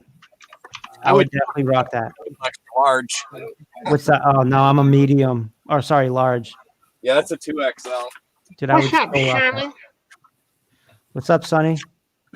What's up, gentlemen and ladies inside the chat room? Bill. I got this. Look at Bill going through his death pile. I got this Bills starter. Come over more towards it. I can't see it too well. Hold on. Let me put you on the full screen again. Buffalo Bills starter. Oh, yes. Buffalo Mafia. Buffalo Bill stuff's hot right now. Oh, hell yeah. They're gonna be really good next year. They were good this year. That one. It's got a small place where cigarette right there. Oh yeah. Cigarette melter. Matter, man. Buy it because it's a starter and it's a Bills. I always say that. Like I'll sell stuff all day long that has some sort of little defects. Even sometimes I have defects that I don't even see, but I'm still like, whatever. I'm still gonna sell it. Yeah, I go through over every inch of the stuff when I sell clothing. Mm-hmm. There's sometimes when I have jackets like that with defects, especially like that nylon polyester type fabric.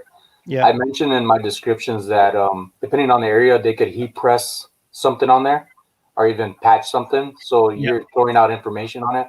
And usually, once in a while, once out of maybe 50 people will be like, "Hey, thanks for the idea. I'm going to do that. I got patches I need to, put." So you try to make the best of everything and add value to it. Yeah, I never even knew that. Thanks, man. Again, learn more things tonight. Dude, you should have been on. Did you watch Sonny when we had Harry on earlier? I caught a piece of it, but usually when you're on, the time difference here in Vegas is like 3 hours. So I'm usually at work and I deal with medicals, druggies, rich people, poor people, everybody in between. Attitudes are everywhere and issues. It's off the chain where I work. Dude, he showed us. You have to look these up. Cone top beer bottles, beer cans. Dude, it's freaking ridiculous. That just blew all of our minds tonight. Even Nate's like, he's like, from now on, when I go to garage sales, I'm going to ask for games. And then right after, I'm going to ask for those things. Crap. I usually see those easy cap bottles, the glass ones, not so much the cans. Yeah, the cone cans are big money. No, Bill. Yeah, Melinda goes, did we lose Bill? Bill, scream press the medical alert button. Oh my God, look at him. Is he climbing right now, dude? I think an avalanche got him. Is he climbing the Death Valley wall? I think he actually made it back to that office back there. Is he rock climbing? Spider pig. It's on a roof. Is he vintage climbing? I'm gonna laugh if he comes out and he just starts tripping over everything. We might see a random arm pop up here in a second. Well, I had a blanket I wanted to show you, but it's got like 50 albums on it. Oh, and you're like, forget I'm done. Hey, Philly, I gotta say thank you for your service. I see your hat. All right, thank you. Yes, Philly. Dude, he's come on just to learn from us because he said he's fairly new at this. He's just started buying storage lockers, and from what I think we've given you some great content tonight, huh, Philly? Oh yeah, definitely. Yeah, I'm glad you came on, dude. Vintage climbing, Kathy. Philly, I'm guessing you're from Philadelphia, Pennsylvania? Yeah, right outside of Philadelphia. Yes. What part? I'm on the other side of PA. I'm in Pittsburgh. Okay. Oh, tell them about your meet and greet you're doing. Yeah, we're doing a meet and greet right after Easter, April 18th in Pittsburgh. We're getting a bunch of resellers, and we're going to have Grimes Finds. He does storage lockers, and we're trying to actually buy a storage locker. There's not really any live auctions for those around here, but there's ones that are online. So we have like events planned where we go source, or we'll go hang out and just chill or whatever. There's a StillCon, which is Comic Con, which is going to be there on the 19th, which is the next day, Sunday. So if you're interested in checking that out, we have it on our Facebook page, and I think I have something in my description of my channel, I believe. But it's there's people coming from all the way from the 16th to the 22nd, I think, but the main days are the 18th, April 18th and 19th.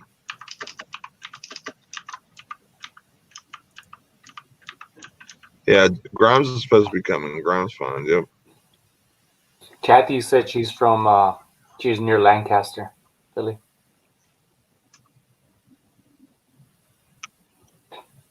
I think Pat Dees is coming. He's out towards Philly.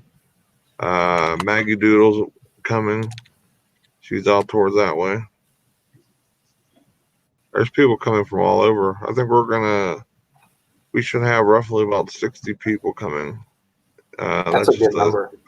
That's just it could be higher, it might be a little less. That's tentatively what we expect for our meetup. So it's gonna be pretty awesome.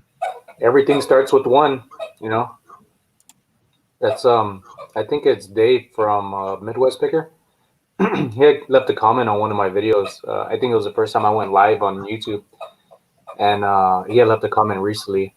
I guess he was going through the videos and said, you know, he doesn't want to do a live video because he's afraid nobody's going to show. I was like, somebody will show, even if it's one. That's how you start off, you know. And how I see it with everybody who starts from the beginning. For me personally, I like seeing people grow. So in the future, people are like, "Oh, you're big and famous." Like, "Oh, you got to start from the beginning. Don't just see what you see presently." You know, when we get there. But what I think people think too much into it, which I don't blame them. It's just like just go with what you can. Yeah. You know? The easiest thing to do if you've never done a live or anything is to bring a friend on or somebody that you're close with in the reseller community and just talk. In worst case scenario, you just guys have a nice back and back conversation, like for example, like with our show, like we're all about sharing links and letting people know, hey, I'm doing this, I'm doing that. A lot of different people, they are against that, which I can understand because I guess they would get really spammed by certain people and so on and so forth because there's so many people in their chats. But we really push for people doing self-promotion and just have respect of us just not going crazy with it or whatever. But we always want to help others grow, just like Kevin, for example. Like I gave him a shout out in our video for his reseller show tomorrow. His roundup of the OGs, and a lot of other people that we do that too. So, but yeah, I can totally understand not having that fear of no one showing up. But you're right, someone will show up. It's very rare that YouTube will not let anyone come in your stuff. But I mean, will it happen? It can, but yeah, it won't last forever. It took around like 4 minutes when I first went live, and I was like, I'm just gonna go with it. I had that feeling of just get off before anybody sees it, and I'm embarrassed. And then I'm like, you know what? Why am I gonna feel that way? Like I've been to Iraq, I've been twice, and all this other stuff in life, you know. And I'm like, why am I gonna let these numbers bother me? Like, snap out of it and grow up. So I stayed on, and then sure enough, people started jumping in. But at the same time, it's the experience of just doing it and then seeing what you could do next time to maybe promote yourself on Instagram or social media. Say, hey, next time I'm going to get on, rather than just spare the moment. Some people blow up right away. Some people don't. And unfortunately, nothing's ever been given to me.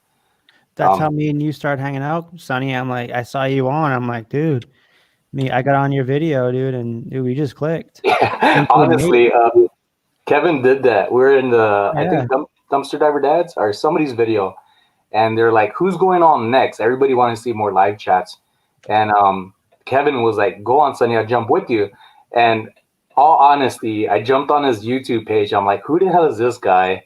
Like I see his name, but let me make sure I'm not with some psycho crazy dude, which he's No, all you psycho gotta do is look at awesome. my old videos. But I was like, you I know. see he knows what about thrifting and reselling, and I saw the dates on things, and immediately I was like, I could tell instantly, like I'm gonna get along with them. And boom, before you knew it, we were going on live and just had each other's back on everything. People don't know it, but Kevin and Candace from Your Best You, very good people, genuine. There's something I'm going on right now back home. I'm not trying to make this sad, but my grandma passed away, and daily, throughout the day, they're usually checking up on me. Hey, how All are the you? time. And the YouTube community is just amazing, to have that. It's pretty Yeah, good. man. Yeah, because I knew you've been away for a few days, and today I just like, hey, listen, how you doing, man? Because I remember being there, but having going through rough spots, and people being like, hey, you haven't put a video out in a while. How you doing? Like, I haven't talked to you in a while. You okay? You Yeah. live? But I just want to make sure you're okay because I love you. You're awesome. I appreciate it, man. I'm usually, like at work, I'm kind of out there. I would say I am crazy in a good way, but at work, it's different on YouTube. I think like I'm still working on being comfortable on talking and like focusing because I could be scatterbrains any second and forget what I'm talking about.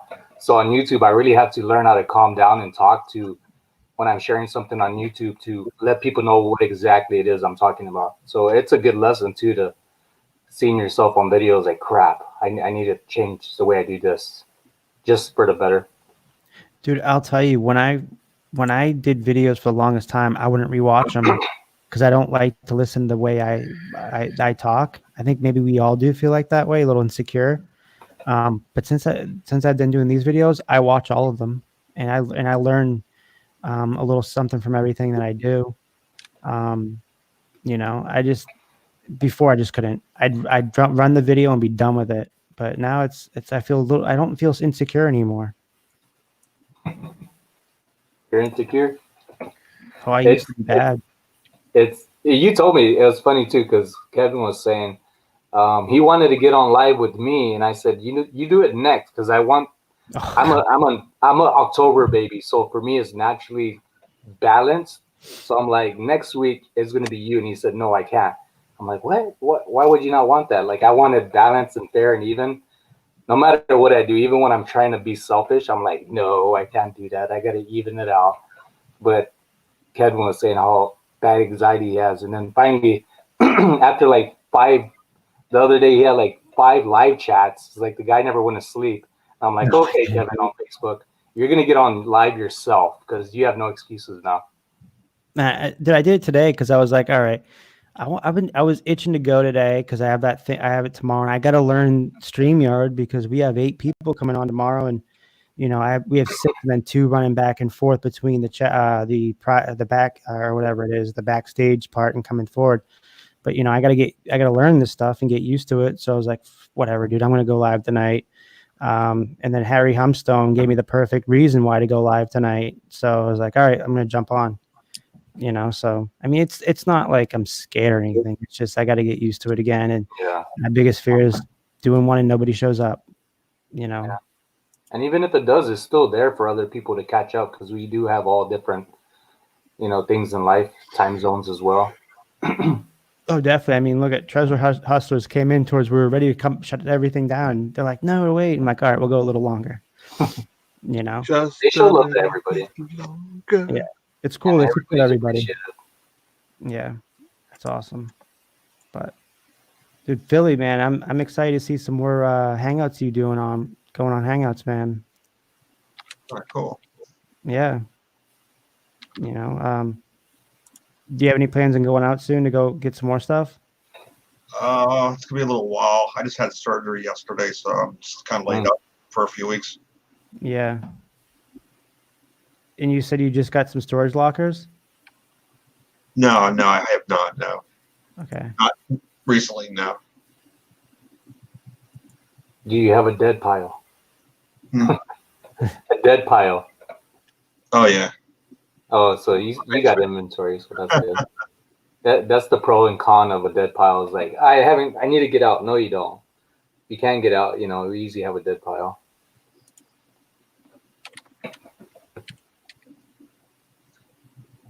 What are you doing over there, Bill? What? What are you doing over there? What? Just getting ready to list that Chanel. Oh, did you figure out how much you're gonna list it for? I just listed the Hawaiian girl. Oh, I just typing it in now. out of all that stuff, you decide to list a small, little, tiny Hawaiian girl. Well, see, I'll throw stuff in a box, and that's what gets listed. Yeah, and that box is listed. I put the stuff away, and then I get another box, and that's what gets listed. Otherwise, I would be grabbing stuff here, there, everywhere, and I'd have a mess. Dude, dude. Melinda's asking if somebody's phone just went cha-ching. Well, it wasn't mine. I don't know about you guys, but I've been getting low ball offers these last 2 days, like super low ball offers. And any of you guys, like I never get low ball offers. I had an okay sale yesterday, but that wasn't nothing high dollar or anything. But yeah, same here. It's crazy. It's I like went through the worst like period of ever on eBay for me. Mm-hmm. And then we're talking about like, you know, eBay lows and slow sales and stuff, and had some viewer sales, which was awesome, and then my store picked up a little bit, so it was weird that how just a little trickle of sales can really kind of jumpstart your store just because you're having the activity kind of getting pushed. Almost like YouTube, sort of. Yeah. eBay and YouTube are like this on the same wavelength there. They all work off of some sort of algorithm, you know. I think they just want us to think that. Yeah, right. And really, it's just some sort of do the dumbest thing, and you're gonna get a sale, and you're gonna get a viral video. It's like I went in and changed all of my listings, like 500 some listings on that account. I went in and changed, bulk edited all of the listings and added 0.1 to the what the hell's the extra gouge fee they charge now? Yeah. Yeah, that's why I do 1.1%. Yeah, so I that go? 1% to it, and so it refreshed all my listings. I had like 18 sales, I think, over the weekend. I did it on Friday because last weekend before last, I didn't have any sales at all the whole weekend. I'm gonna sign up for Vendu today when I wake up, and they have a delist and relist feature. They have an import feature, so I can cross post to Mercari real quick and Posh and things like that. I'm gonna get the $29.99 plan, which gives me 125 listings, and then if you want to just try it out, they give you 5 listings for free that you can import from and whatever. Like my first 5 listings, I did 5 to Mercari, and it's free for 5 listings a month.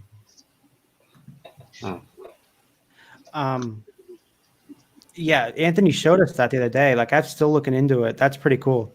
Like I couldn't believe how quickly he could do a whole listing onto Mercari. Yeah, because I do a lot of clothes. So if I have a Mercari account and I have a Posh account, why not just boom, boom, all those platforms. And if I get one little trickle sale or 2, that pays for the month. And then I have 123 listings or so that will, you know, be extra anything if those other ones sell anything, you know what I mean? So yeah, it's all about getting more turn, you know what I mean? If you're buying X amount of inventory and you're getting more sales and you're able to source more or whatever, like we're about to get up here in the north, we're about to start getting garage sales. Like I want to be bare bone inventory on eBay. And then when garage sales come, I just want to buy everything. You know what I mean? I just want to, not everything, but you know what I mean? Like, I just want to like have a whole fresh stockpile of just stuff. Yeah. It's the excitement of doing it, especially when at the first rush for the first few weeks of garage sale season. Oh yeah. And for me though, it's like every year. It's all year round. But I just started going to yard sales again. I think I was motivated by watching who was it? Ready Set Resell. Like I like him a lot. Ready Set Resell. If you're not following him, follow him. He's like in the middle of blowing up. But his garage sale videos are really good. Actually, all of his videos are really good. And then I also like lots of Josh. He does some solid stuff. And of course, Cincinnati. Yeah, I mean, the garage sales are especially up here in the first month, it's going to be the best inventory you can get for pennies on a dollar. Mm-hmm. You know what I mean? Like people got all their leftover stuff from, of course, Christmas, and you know, they got new this, and someone's not using this, and oh, I found this in the basement, and I need to clear this out because we're redoing this because the weather's nice. So you get all this fresh inventory, which people are dying just to get rid of for nothing. And heck yeah, can't wait. I like looking for winter items during the summer. I'm the same way. I just like winter items all year long. Yeah, and I pick up. Here, like I've only been doing it 3 years, but for the past 2 years, when I started realizing like these jackets are cheap, garage sales, yard sales, thrift stores, because they're trying to get rid of it because how bulky they usually are, and they sell year round. Well, that's what's crazy. My Goodwill actually raised their prices on jackets because there was a vintage Ralph Lauren polo jacket that I was going to buy. That it was $5.99. It had a little bit of issues to it, but wasn't like super bad. But then I looked at the price; it was like $9 or $10, and I'm like, well, in a perfect world, that would have been a $50 jacket because it comes on eBay. If there's issues with it, I'm just not going to pick it up now because it's like double the price that I initially thought it was going to be. And if there's issues to it, I might only get $25 for a $10 investment. So I just left it. So usually they were $5.99 like any other shirt, sweatshirt, or whatever for us, unless it was a color day, which would be half price or $1. But now they're doing $8.99 or $9.99 a jacket unless marked or something. So it's weird that they're all of a sudden raising their prices because I would clean up jackets and stuff like that. Like last year, every time I go to the thrift, I'd come back with 2 or 3 jackets that were just different ones, Nike and Under Armour and all types of good ones for $5, and I was making a nice nice profit on them. Columbia, North Face, and I don't know if they just kind of picked up on it or what, but now the prices are doubled. So I've noticed a lot of times when they look at prices for adults, they forget about the kids. So when it comes to jackets, I usually look at kids' jackets because I'm looking for the down jackets. Those are usually fast sellers. Yeah, I got a friend of mine was getting rid of some stuff that her son didn't fit or something like that, or they didn't like it. It was a Ralph Lauren goose down jacket, and it was in the middle of summer, right? It was on. They had it had tags. It was brand new tags, and it was on clearance for $95. The tag said, and I sold it for $120 during the middle of summer. So it was like a size 8 or 6 or something like that in kids. I was shocked that it went that fast, and it got bought up in the middle of summer. So I told my wife, this is gonna sit forever. You never know. Dude, yeah, but those Ralph Lauren, anything with the down is gonna go, and if it's men's, dude, it's gonna go quick. Well, oh no, it was kids. It was kids. Yeah, it was kids, and like I said, and the price was $90. It had tags. It was $95 on clearance for $95. So that was probably like a $200-$300 jacket in kids. That was marked down to $95. I got $125 during the middle of summer. I paid $10 for it. Yeah. She just like she had that. She had some type of Star Wars, like it was a newer Millennium Falcon, and she had this like sumo wrestling thing, like you wear like and bump around with, like kids would wear or whatever. I bought all this stuff for like nothing, like $5. The jacket was 10, everything else was $5. I sold the sumo thing on Amazon used for 45 or 49.99. I sold that Ralph Lauren for 125. I still have the Millennium Falcon, which I don't even think I have it listed. I got list that. I just realized that. And yeah, I cleaned up all I do. I paid like $40 or something for a whole bunch of stuff. I cleaned house. That was awesome. I always look at it like this: the heavier the item, the more money you're going to make. On average, I'll say on average. The heavier, like especially if it's a jacket, and then you got sweaters, and then you got shirts. And for me, I think it's the jackets that make better for me on average, up for me at least, and then the sweaters, and then the dress shirts, and then the t-shirts. I think because fabric costs more money on each different item. You know. I mean, you look at what these places are charging for, a good name brand jacket or whatever. People don't want to pay full price for stuff like that. You know what I mean? Especially for like kids. That's why I couldn't believe the kids went so fast. Like it wasn't even on sale or anything, because it was only up for a few days and poof. I was like, wow. I like finding the spider jacket in kids. Those go for good money too. They used to go for a lot more money back in like a couple of years ago, but they still go for good money. Yeah, where do you find your stuff at? What's that? For Philly? Where do you get your stuff at or look for items? My stuff? Yeah. Storage lockers. I buy storage lockers. I bought 5 so far. Do you have like a budget you try to stick to, or are you kind of free range? I'm free range. I mean, I look at the lockers and I see I can see and what I can recoup out of it, and I try not to go above that. And that's also about the quantity of items, so it's not taking up too much space. Or do you have a warehouse or a storage yourself? I have a basement, so it's kind of hard, but it's doable. Personal space. That's awesome. And Bill, he's in his. I think he's still trying to escape out of his maze. There's maze, all right. Dude, you don't need to pick up any more. He goes to these auctions. He could sit there. He could sit there for the next year and just list and still not even make a dent in that thing. Oh yeah, I got my camera right here. I don't even have to leave the desk to take pictures. It would be awesome for you guys, like if you could have people meet up with you and be like, "Hey, it's a volunteer work to help somebody with their death pile."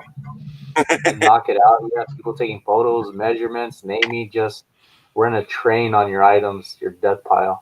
Who's renting the bus? I told Bill I'd go to my local college and offer a summer job to a bunch of mentorship, or an internship. Yeah, internship. E-commerce. I'd even pay him a wage. Yeah, you can even call it e-commerce mentorship. Yeah, e-com and beyond. Well, because when you think about it, I mean, Rally Roots does it with what is it, Callie? And just think of the stuff she gets. Oh, yeah. I feel like, hey, if I brought somebody on, I'll pay you $10 an hour. But the knowledge you're going to learn is immense. I mean, you're gonna learn a lot of knowledge, and then you're gonna be able to do it yourself.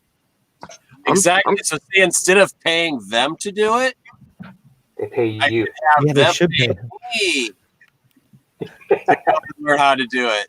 Well, some people do that stuff, don't they? I'll even put stuff in a box. What do they call it? A reseller box or whatever. Get a mystery box. Yeah, I'll just like pack a box full of stuff and that'll be their like mystery gift or something. Yeah, as like a payment. But like, look, if you do a really good job where I don't have to go in there and change anything, you get this big of a box. If you really make a really bad bonehead move, you get this big of a box. And if they really screw up, I got a box out in the backyard for them. Oh man. Dude, Oh. you should do some sort of Threads. like giveaway for every 10 new subscribers. Just start giving away items to everybody. You got so much stuff. I've got 110 new subscribers in the last, what is it, 28 days, 30 days? That's good. Something like that. Well, see, I have what do I have now? 1,273 subscribers, but a lot of those subscribers go clear back to 2006. Yeah, and a lot of them are just not around. Yeah, they're not even around anymore. So I don't even look at, I mean, it's good on one fact that, okay, I've already hit the 1,000 subscribers needed for monetization once I get back to that point, because I was monetized a long time ago before I stopped making videos. Like you just got another sub. Wickedy wham. But thanks. But then they changed everything around, and Google switched everything so that you had to have 4,000 watch hours. I wasn't getting enough watch hours because I wasn't making any new videos. Yeah, see, I'm like right at my watch time. I just don't have the subs. So we could trade. Yeah. There's a thing on TubeBuddy where it tells you how many active users you have. Last time I checked, I only had 650 active users that subscribed to me. Out of what, 5,400 something? Yeah, something like that. Only 650. What? 10%. That's what I'm saying. Somebody, I think it was Larry the other day, said something about, you got over 1,000 subscribers. I'm like, yeah, but none of them are, most of them aren't not active anymore. It was weird. I looked back a little bit, and because I was just looking at my numbers, and I saw a huge drop off one day, and it was like a year ago. I lost 300 subscribers in one day. I wonder if YouTube did something. YouTube did a purge day. Yeah, that's what it was. I was like, holy shit! I saw that. I swear, once I hit like a certain number, I swear, like YouTube goes back and be like, oh well, this person didn't watch you for a month. We're gonna just knock him out, and then I'll get a sub, and then I lose one and gain one, and lose. I swear that happens. Like at 500 subs, it happened. At 700 subs, like I couldn't stay above 700. I'd go like 703, and then I go and look, and it'd be at 697. I'm like, I lost 6 subs. Like, what in the world? What did I do? Must have been alive, right? Like, what did I do? No, I don't know what happened, but Melinda brought up something I was thinking about today and yesterday, doing a live stream marathon for listening and everyone join in. But my idea was to include in that was having people who are in the live chat jump in. Like when we bring up a topic or a topic's brought up and somebody you hear or read that they actually have some good info, pop them in and then somebody switch out.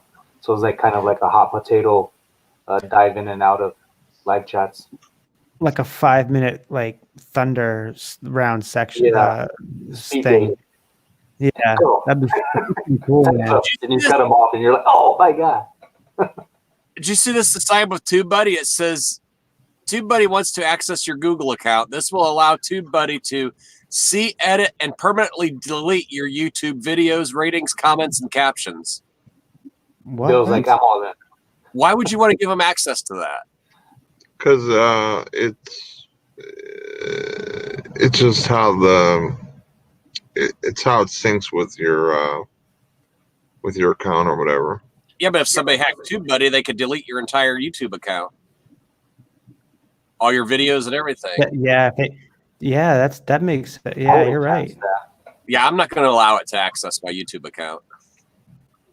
Heads or tails? I'll flip a coin. I did. I don't think it works. I don't think it will work if you don't allow that. It's not going to be able to pull the data off of that. All right, I'm going to find this thing for you guys. Where was it last? Let's go lifetime. 619 subs.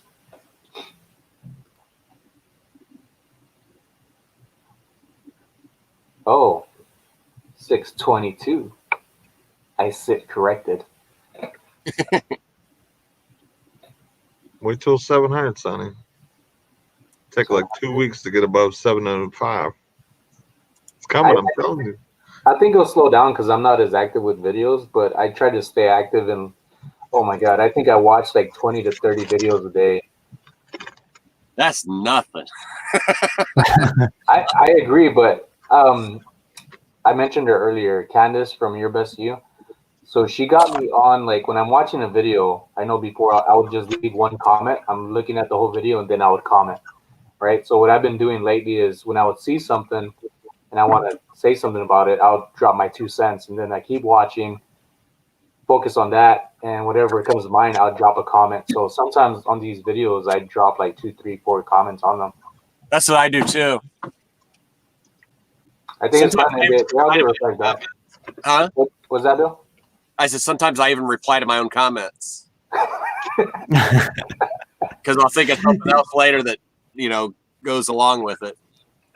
So instead of editing my comment, I just reply to it. Then I get 2 for the price of 1. Oh, you're too awesome. Oh, damn. Let me make sure I got doing this video, right? That's so crazy. I'm looking at, I guess there's this thing on this section where you can see subscribers per video, and the eBay Reseller Reunion Live has -1 subscriber. I have someone's unsubscribed to me after they when they looked at the show. I haven't started yet. God, I'm not off to a good start, guys. That's horrible. I was like, oh, I'm not part of the OG show. Delete. Unsubscribe. What is this stuff? Billy Rotec, your first name's Ross, right? Am I wrong? Your first name's Ross? Who? Billy? Yes, that's yeah. Okay, I remember you from one of the other videos. I think it was you and Nate that were the first 2 to comment on one of the videos somewhere. I think both of y'all came in twice. Or together, I mean. I remember now. God, I got 650 subscribers off of one video. My first video ever. Nevermore Antique said, I lost 1,600 subs since I started making videos. Man. That's a lot. Well, for me, that's a lot.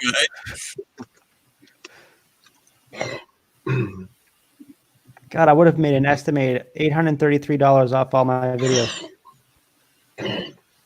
I got one video that shows me standing in my garage with rubber gloves on, staining a cabinet door with a rag that has over 100,000 views. Are you serious? Keep doing that. Do it again. You should. Just do it again, see what happens. You know how people have the... Yeah, that's what I keep thinking. People have those like 10-year or 5-year, whatever, They have a video of like before, and then you duplicate the pose and kind of image. You should do that. Oh, yeah.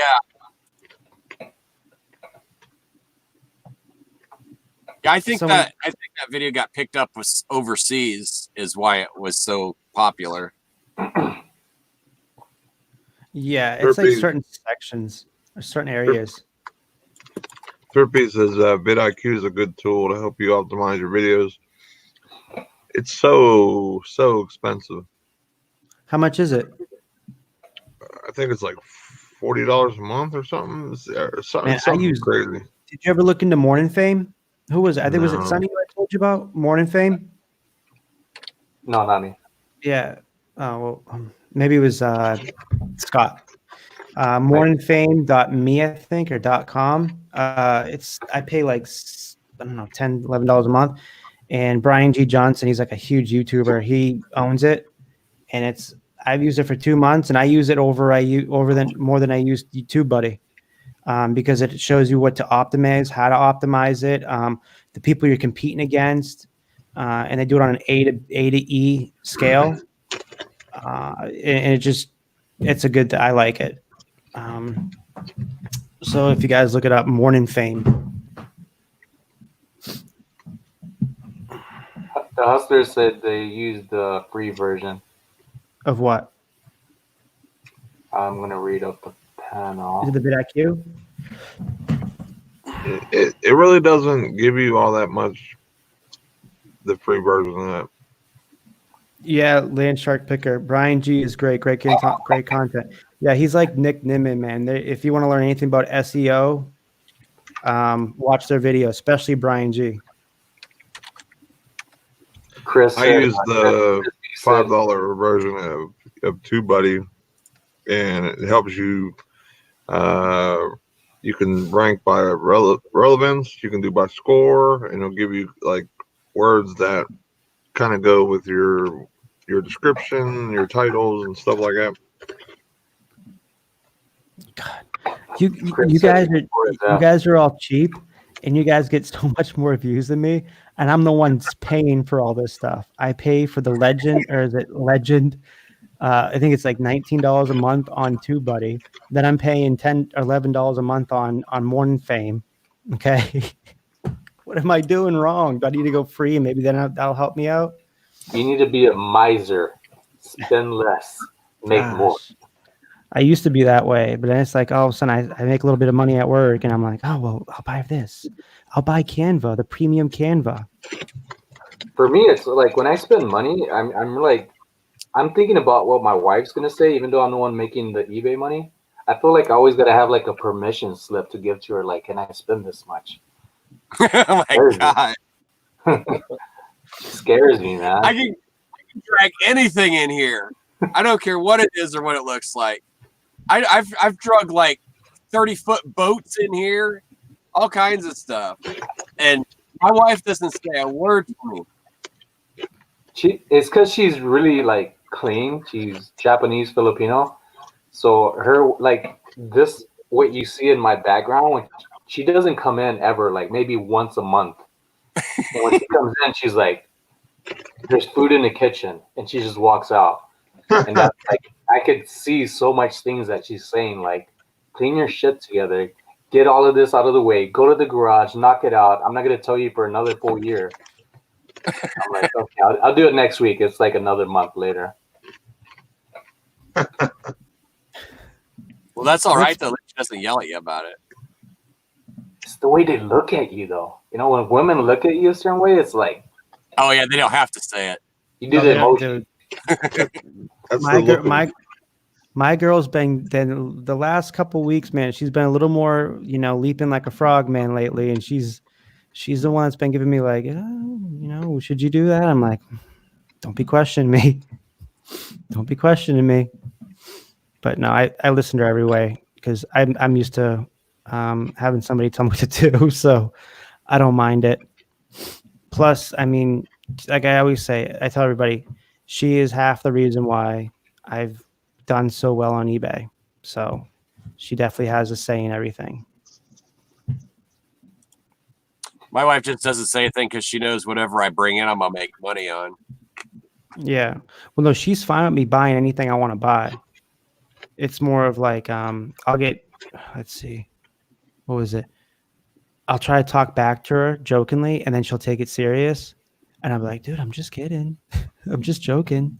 The only time I had my wife ever like seemed like she doubted me was when I got my first wholesale order, and she goes, so how much was this? And I'm like, $400. She's like, what? I'm like, $400. She's like, when we go to the store, we get like a whole car full of stuff, maybe even two for $400, and you got these two little cases for $400. I'm like, but yeah, but I'm engaged in this category, in this category, in this category. Oh, okay. And then she just walked away.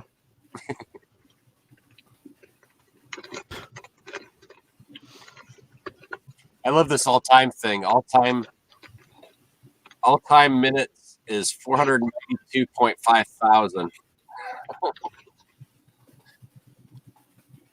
And I'm betting most of this is that video of me staining the board.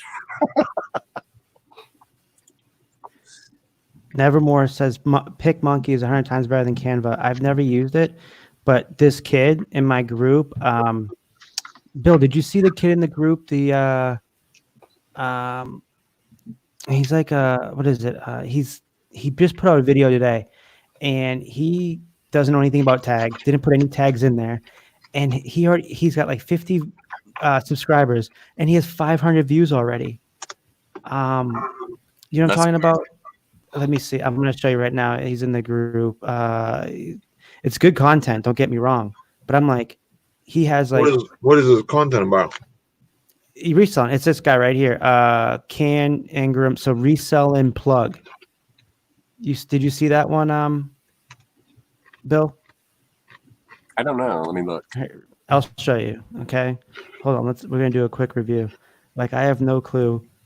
Like I said to him, I actually sent him a private message. I said, listen, if you put some good keywords in there, your video will probably blow up because you're getting 500 views the first day it comes out, and you have literally 3 or 4 generic tags that aren't even related to reselling because he doesn't know what he's doing. But he's a really nice kid. It's this kid right here. Let me see right here. Can you guys see that? Yeah. Okay, so it's this guy, but it's not the video. It's the video. Where is the video? Hold on. There's Jody's. That's mine. I only got 1 like. Yeah, I have Jody's new video on. When I can't keep up with videos and I see people pop them out, I just put it on watch later. Lay down in bed after a shower and go through them.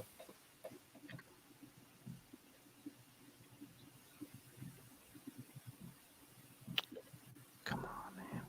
Here, I'll just go to this one because it's not it, but it'll link me to his account or whatever, and then we'll look at his TubeBuddy stats real quick. If my computer ever wants to go a little faster.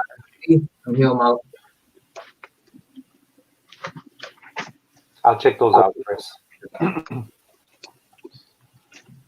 save those to my Poshmark. Yeah.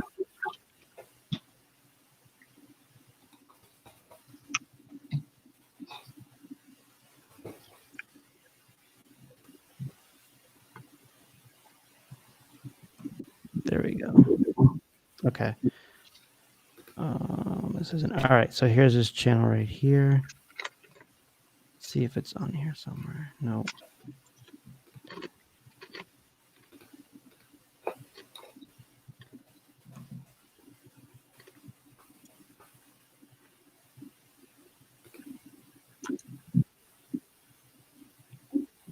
Let's see if you put tags in there. Is this it? I don't know.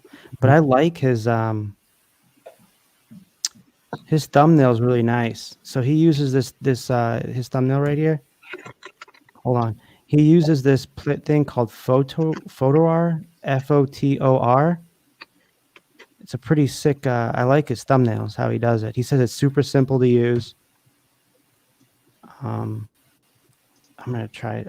So it's free, but there is a what's that called? Watermark. Yeah. No, not a watermark. There is a premium. I don't think there's a watermark though. But I have yet to do enough research because I was at work to see what the premium gave you. But this guy only has 2 videos out, and he has 1,000 views. Right? 4 days ago, he put this video out. Okay, so it wasn't today. 4 days ago, and he's got 484 views. I'm like, what the heck? I wonder if he listened to me and changed his tags. Yep, he changed his tags. So before he had like 3 different tags, and it wasn't even like anything to do with eBay or reselling. And he had like he didn't put the tags in the description. Like 400. Huh? He didn't put the 3 tags at the end of the description. No, he didn't do anything. That's what I'm saying. But I think he's learning it because I told him where to go and to where to find that place. But he did listen to me. But I don't know why he has 5 dislikes. It's a really good video. It's not long. Haters gonna hate. I know. It's crazy. Yep, they sure do. So yeah, I like this. I even wrote in there, I'm like, new sub here, I like your video. Even Jody was on here. Jody's on everything. But no, I mean, his thumbnails are unique. Yeah. On YouTube. He's got everybody's wrench. Yeah, so I don't know what that. I mean, I think that kid's he's got something there if he keeps it up. Jody? No, the guy I was just looking at, like, he's got 2 videos. He's got 50 subscribers, and he, like I said, he didn't have any tags there in any of his videos this morning. So that's what's crazy. What's impressive to me about Jody, he doesn't even have a car. So it makes me wonder, like, how he's getting around on the bus, on foot. And it's like one of those things that, for me, I like to know more about people. I'm just naturally curious and read in between the lines. So it's like people can't have excuses to do what others are doing, you know, with less. And you have maybe a vehicle or friends to take you around, having a convenience for you. Yeah. It's motivating. He I saw his Facebook story. He's doing something about Alberta missing children. Like, he's gonna start posting some missing children from Alberta.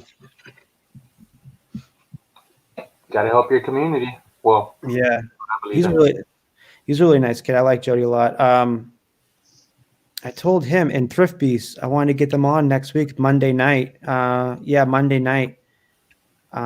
But I don't know if Chris is able to make it or what's going on there. But I said I can always work around them whenever they want. That'd be fun. Chris, what's that in Canada? Huh? Yeah, he's on the Canadian reseller videos. They do. I want to know the time difference. I think he's my coast, East Coast. I'm pretty sure. I mean, he's right there in the chat.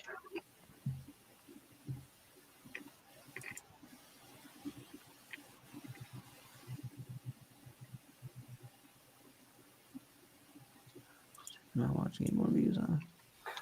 Well, ladies and gents, I'm gonna let y'all go. I need to wash up and get ready for work tomorrow, and then fly out Sunday at 3 in the morning to Texas.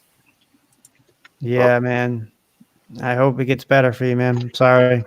That'll be all right. It's life. It'll help me when I get there. But I'm good. Yeah. When you get back, hit us up, dude. Come on. Yeah, I mean, I'm where I'm from, like Charlotte, Texas, is such a small town, population 1,000. Like the service sucks over there. It sucks bad over there. So I hope I at least get to jump on YouTube to just, you know, support and see what everybody else is doing and keep up with everybody. So hopefully service for the cell phone isn't that horrible. All right, guys, ladies, y'all have a good night. I am out of here. Yeah, Take man. care. Keep me updated. I will. Later, man. Later, Yeah, it's nice to see Sonny back on tonight. I didn't think he was going to be on for a while, so I was glad to see him on. But I think I'm going to head out of here too. It's 3:30 in the morning. It's not as bad as 5:30 in the morning last week, but I got to watch my girlfriend's little kid. She's got work in the morning, so. But I'll be on tomorrow. Make sure to smash that thumbs up before y'all leave, please. Yeah, and everybody go like Nate there. Every day I'm hustling.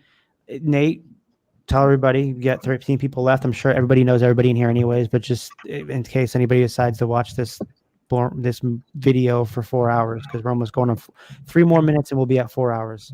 So Do Monday through Friday morning show, 10 a.m. Eastern, with me in Pittsburgh. And we rotate our channel between mine and his. So if you're not sub to me, please do. And also subscribe to Pittsburgh so you catch both of our shows when we rotate. But it'll be on my show Monday morning. So appreciate you. Thanks, Kevin, for having me on. Appreciate it. And what about you, Philly? Where can we catch you?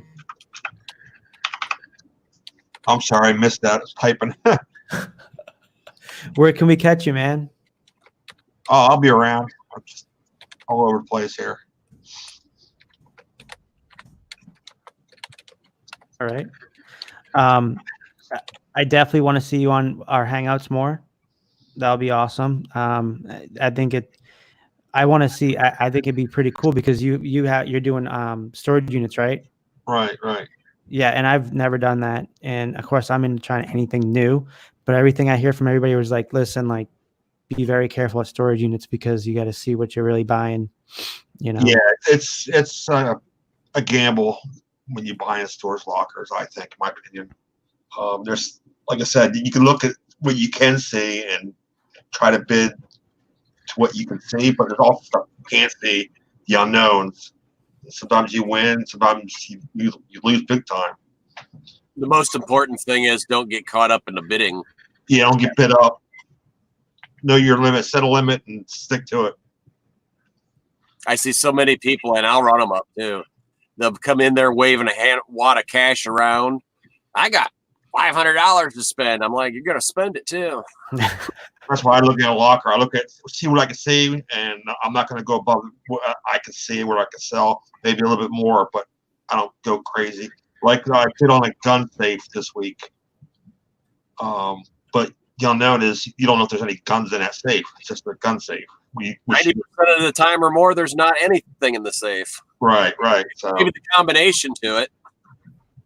It was a key thing that you don't have the keys to it. You could either send out and have the keys from the factory, or you could just bust it open. But that went for like $1,070, that locker, just because of the gun safe. People were just going nuts. I hate seeing people bust open all these safes that are nice safes. There's easier ways to open them. You know, I mean, you could just. I see somebody they've been up. It's one of those ones that has the two key, one up on top, one at the bottom, and they bend it all open and stuff. All you gotta do is drill that lock out and replace the lock, and you can sell the safe. And I'm sure you could have got at least $100 for it. So I don't know.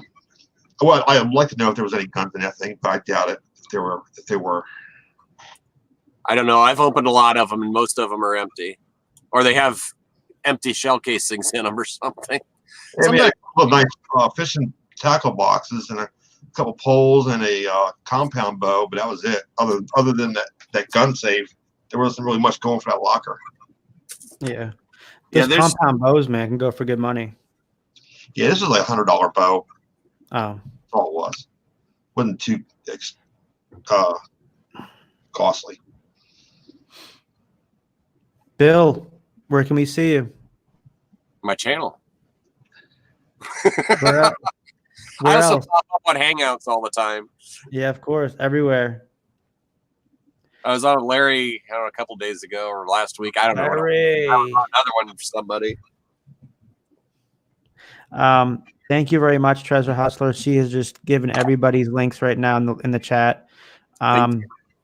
Tomorrow night, again, come back, please, everybody. Please. It means a lot to me. 9 p.m. Eastern. We got everybody we used to run with back in the day. Me and Bill. So we're gonna have some fun, and I want to make it a weekly thing where we bring new people on in and out and just have a good time. And tomorrow we're just gonna basically reintroduce ourselves. You guys obviously already know me now, but we're gonna be reintroducing everybody else, and everyone knows Bill too, but everyone else. To the newer, I would say, the new resellers now and dumpster divers, everybody, which has been a really cool community, which is crazy. Because before, I don't think we even had a dumpster diver community, did we? Well, there was dumpster divers. I don't know if it was as large as what it is now. Yeah, though. It's big, man. It's crazy. It's huge. Scott's channel's Dumpster Diver Dad. Follow him too. He's blowing up too, man. It's I can't believe it. The growth from everywhere. It's cool to see all of the different groups come together, or the communities coming together, and we all support each other. So that's cool. I think what it is anybody that wants to make money, they follow each other. So, and it's a nice little community, actually big community now. So I hope to see everybody tomorrow at 9 p.m. and asking questions. And everybody, I gave you all, a gear tonight. So please, if you can tomorrow, I hope it gets busy. If it's not, then just guys shoot the crap in the comments and have a good time. All right. Thank you guys for the 4 hours and 3 minutes of having a lot of fun. This is my first hangout in 4 years, and it means a lot to me. Thank you guys. Good night. Peace, everyone.